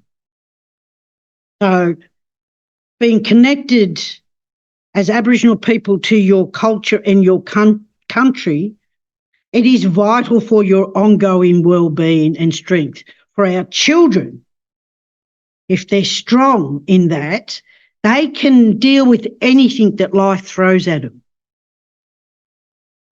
And we don't have the opportunity to go back to country when we need to, but it's vital. I'll talk about the next two themes in conjunction because we've discussed already how the dislocation from country continues to significantly impact Aboriginal health and wellbeing. And the third theme being access and connection to country continues to be undermined and is not seen as a legitimate part of the health and social care system. I'm particularly interested in that second part of the third theme and VACCHO and your view about the failings of the healthcare system to understand the importance of connection and belonging to country as an element of the health and wellbeing of Aboriginal people. I'm just interested in your reflections on those failings in the healthcare system. There's a lot of failings in the healthcare system, but that is one of them, is failing to understand how important it is for us as a people to be able to access, and it's not just about, turning up to a GP and having your broken leg seen to or an X-ray done. It's about turning up to VARs and sitting in the waiting room and speaking to all your aunties and doing other business while you're practicing culture while you're sitting there at bars. If you go to mainstream community health, they don't know what that is. And the services that our organisations provide is that cultural aspect that is missing from mainstream, that connection to culture and connection to country. Even, when they talk about mental health or SEWB or well-being, usually the mainstream go direct to psychiatry and medications and very toxic, some of the very toxic medications, whereas there is no need for that in some cases. And it's about going back to country, going to heal, going to speak to elders, maybe do ceremony, and that in itself is a boost your, I don't know how to put it. I'm struggling for words. It boosts your energy levels, your enthusiasm levels, your energy levels, and that you're where you're supposed to be. And so that can help you then go, and if you need to go and do chemotherapy or do whatever modern medicine needs you to do, you have the spiritual wellness behind you to be able to manage that. And the submission talks about the fact that land justice is actually a protective factor Yes. in terms of Aboriginal health and wellbeing. Is that essentially what you're saying in terms of those stories? Yes, basically. It's like one of our programs, Tim, that we're supposed to, out of the Royal Commission from Mental Health, develop 2 healing centres. And, you know, but there's been a lot of conversations right across Victoria around, well, what is that? What are 2 healing centres? And a lot of the government people are basically saying, well, we need psychiatrists in there and we need, you know, clinicians in there. Well, we might need them, but maybe not in there. And if that's needed, we're not saying that shouldn't be accessed, but we're saying there's more spiritual healing that needs to happen for that. And if I can quickly go, before I go to the 4th theme, if I can go to page 11, and I thank the operators, I think they knew where I was going. Page 11 was previously on there, and there's actually research that VACCHO quotes in its submission, saying that connecting to and caring for country leads to reduced substance abuse, greater social cohesion, increased community pride, and improved early childhood development. As we involved our children in caring for country activities, there's reduced antisocial behaviour, community autonomy, and Indigenous sovereignty is improved. There is fostering equal relationships and partnerships between Indigenous people and formal structures and systems that may not have been previously positive. So do I take it from that that there's actually, this isn't just the vibe of our relationship to country, there's actual evidence that there's a direct correlation between connection to country and better health outcomes? Very, very much so. And I think when we're going to get onto it, I'll show you a little video of the little boy and I'll explain why that's important and how culture has impacted on his life. A good foreshadowing for the commissioners. Just in the last, and apologies, going back to the themes on the first page,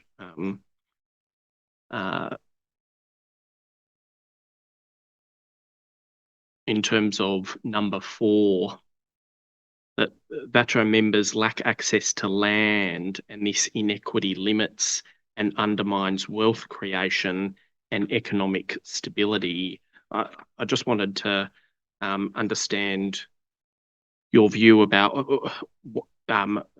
why that is important for health and wellbeing outcomes for Aboriginal Victorians. Well, I think having access to sustainable resources, in this case land, it's around self-determination, it's around, I remember back in the old Aboriginal Affairs days when the state government used to purchase properties on behalf of Aboriginal co-ops, but they always had caveats on it, so therefore they didn't really own it. It was like a Clayton's ownership. So you still had to get permission from government if you wanted to capitalise on it or self-determine or anyways. But owning land and having access to land it really is that ongoing sustainable approach to self-determination and, at a local level. Yeah. Just in terms of my final questions, I wanted to ask what we have VACCHO's suggested recommendations regarding what needs to change, particularly from a health and wellbeing perspective. But I wanted to ask you directly what you want to see in the future for land injustice and health and wellbeing outcomes in Victoria. Well, I believe we need places to heal and connect, and safe places. And that's where that land ownership comes into it. We held a gathering of Aboriginal mobs from across Victoria, Camp Jungai, after the referendum. And maybe I'll get those photos up just while you're speaking. Yeah. Sorry to interrupt, but that's attachment 2. Camp Jungai photos. Yeah. And so this was a healing gathering at Camp Jungai. It was called Back to Jungai for Healing. It was an amazing experience where young people and old people like me could come together, reconnect with our culture and our people and our families.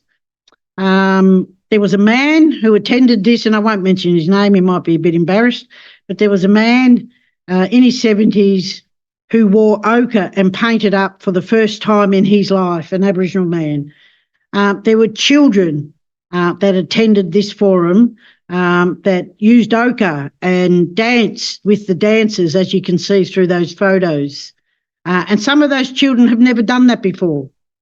And we don't often have a lot of opportunity to do that. And so Camp Jungai as a traditional, it was an amazing experience. And because after the referendum, there was a lot of sadness, and there still is. We're wondering where to from here. And this should happen on a regular basis. Ceremony should happen on a regular basis, whether it's at a statewide level, whether it's at a traditional owner level, whatever level, it needs to happen. But all mob needs to be able to access it, whether you live in urban Melbourne or rural Victoria. This little boy here has never had face paint on his face in a ceremony, never done a ceremony. And he loved every minute of it. And that's what happens when we practice and grow our culture and our experiences. So I think it's really important. I believe traditional owner groups should be resourced to build and maintain cultural and language centres.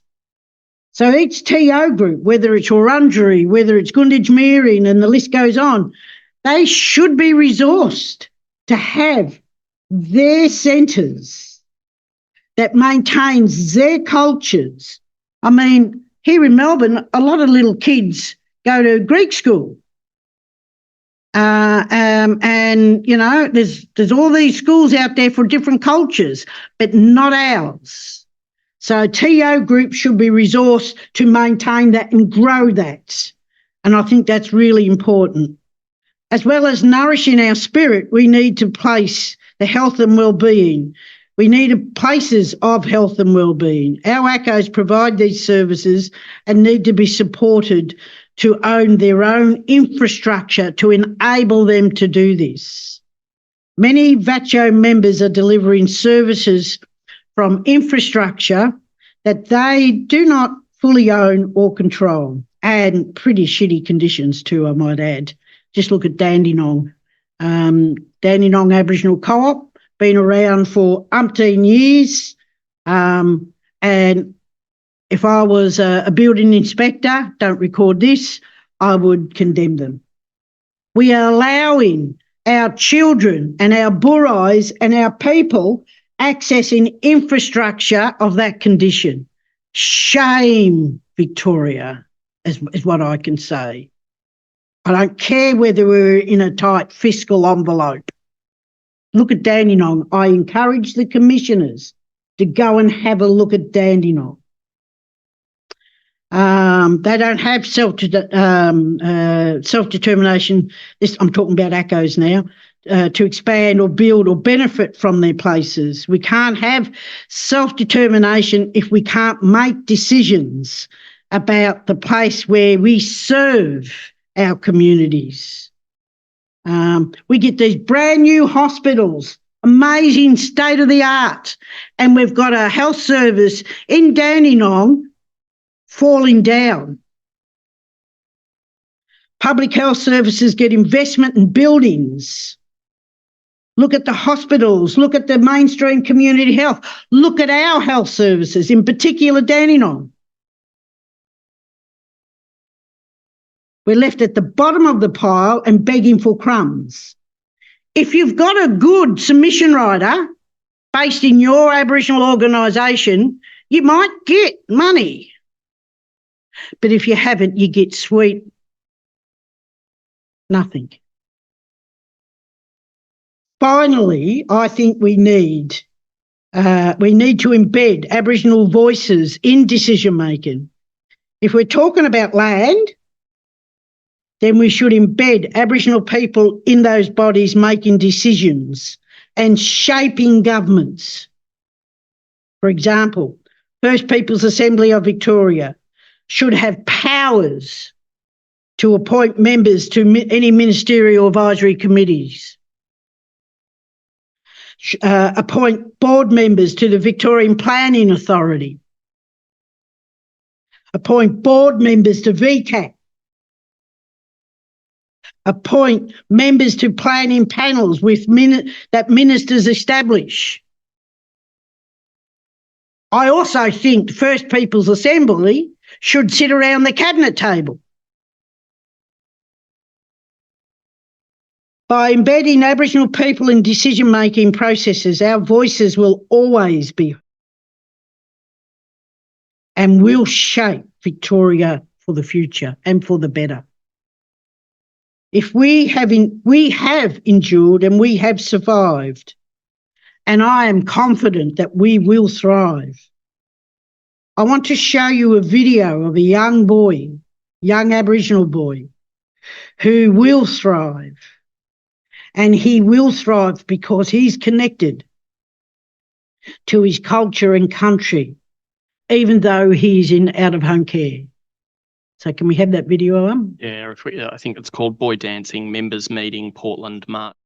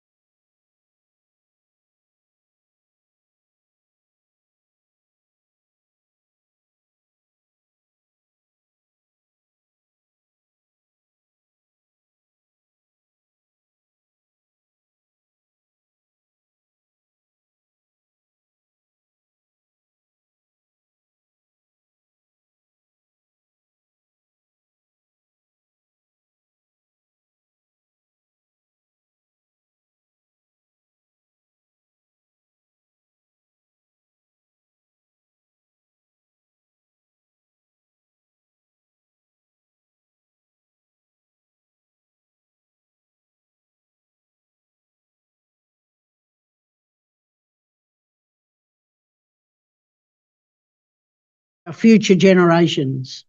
I missed out on that. But our future generations don't have to miss out. And just a final question before I ask the commissioners if they have any. What do you think all Victorians have to gain from truth-telling and treaty in this state? I think all Victorians, and I'll tell you a little story on this one. My very first overseas trip, I think I was in my 30s, and I worked for Aboriginal Affairs Victoria at the time. It was Terry Garwood, my dad.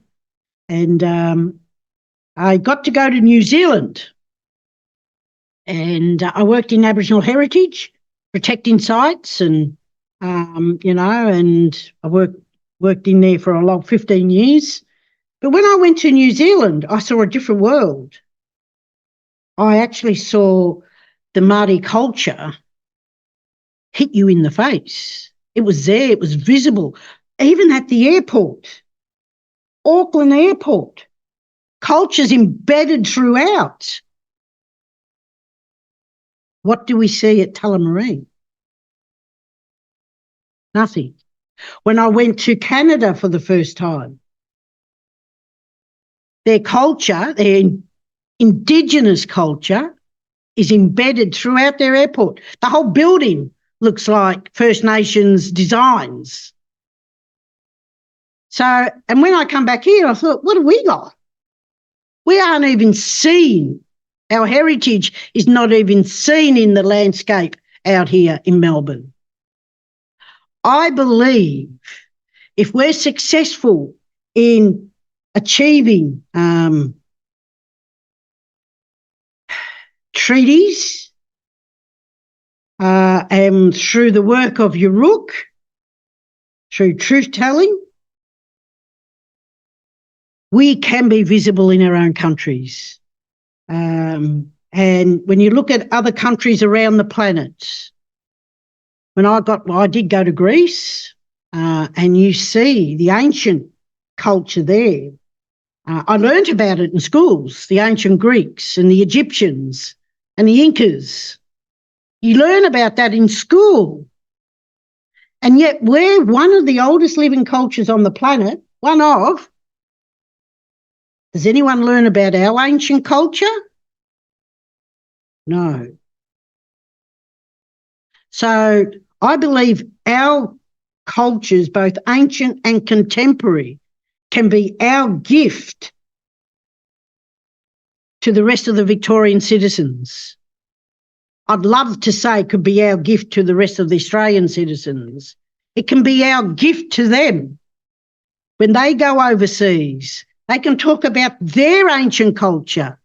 I'd like to see little children, Aboriginal and non-Aboriginal, and both those children value their culture. So our culture is not just ours, it belongs to us all. And I believe that's what we could have here. We can have white fellas, non-Aboriginal people valuing our culture, understanding our ancient and contemporary cultures, want to be a part of it. Wouldn't it be amazing to invite my next door neighbours to a corroboree or to a ceremony or to experience bush tucker or to hear the didgeridoo? But no one does that. But that's what we can achieve out of this. If the commissioners have any comments or questions. I have lots, but I think they're more related to health. So we'll get you back next time for the health. So I won't take up the time with those at this point. Anne speaks for herself. Yeah. Exactly. Very fulsome, emotional, sharing personal stories, talking about your mum. Thank you, thank you, thank you. You. Just quickly before we adjourn, Chair, I'll tender the witness outline of Aunty Jill Gallagher and the attachments. I'll also tender now the VACCHO submission to Yoorrook on land injustice. I'll tender the VACCHO submission to Yoorrook on health and healthcare, housing and homelessness and education. That'll no doubt come back to the commissioners in the next hearing block. And I'll also tender the video of the boy dancing. While I'm on my feet as well, I failed to tender, but will tender now the outline of evidence for Aunty Vicki Couzens. And I'll also tender the presentation of Dr. Bill Pascoe that he presented on Tuesday. So if those exhibits could be received by the Commission. Those will all be entered into the record. Thank you. Thank you, Chair. Otherwise, we can adjourn until, I believe, 15th of April. Awesome. Lee. Eddie, have a great Easter. And thank you very much, Council. Thank you all for your work today as well.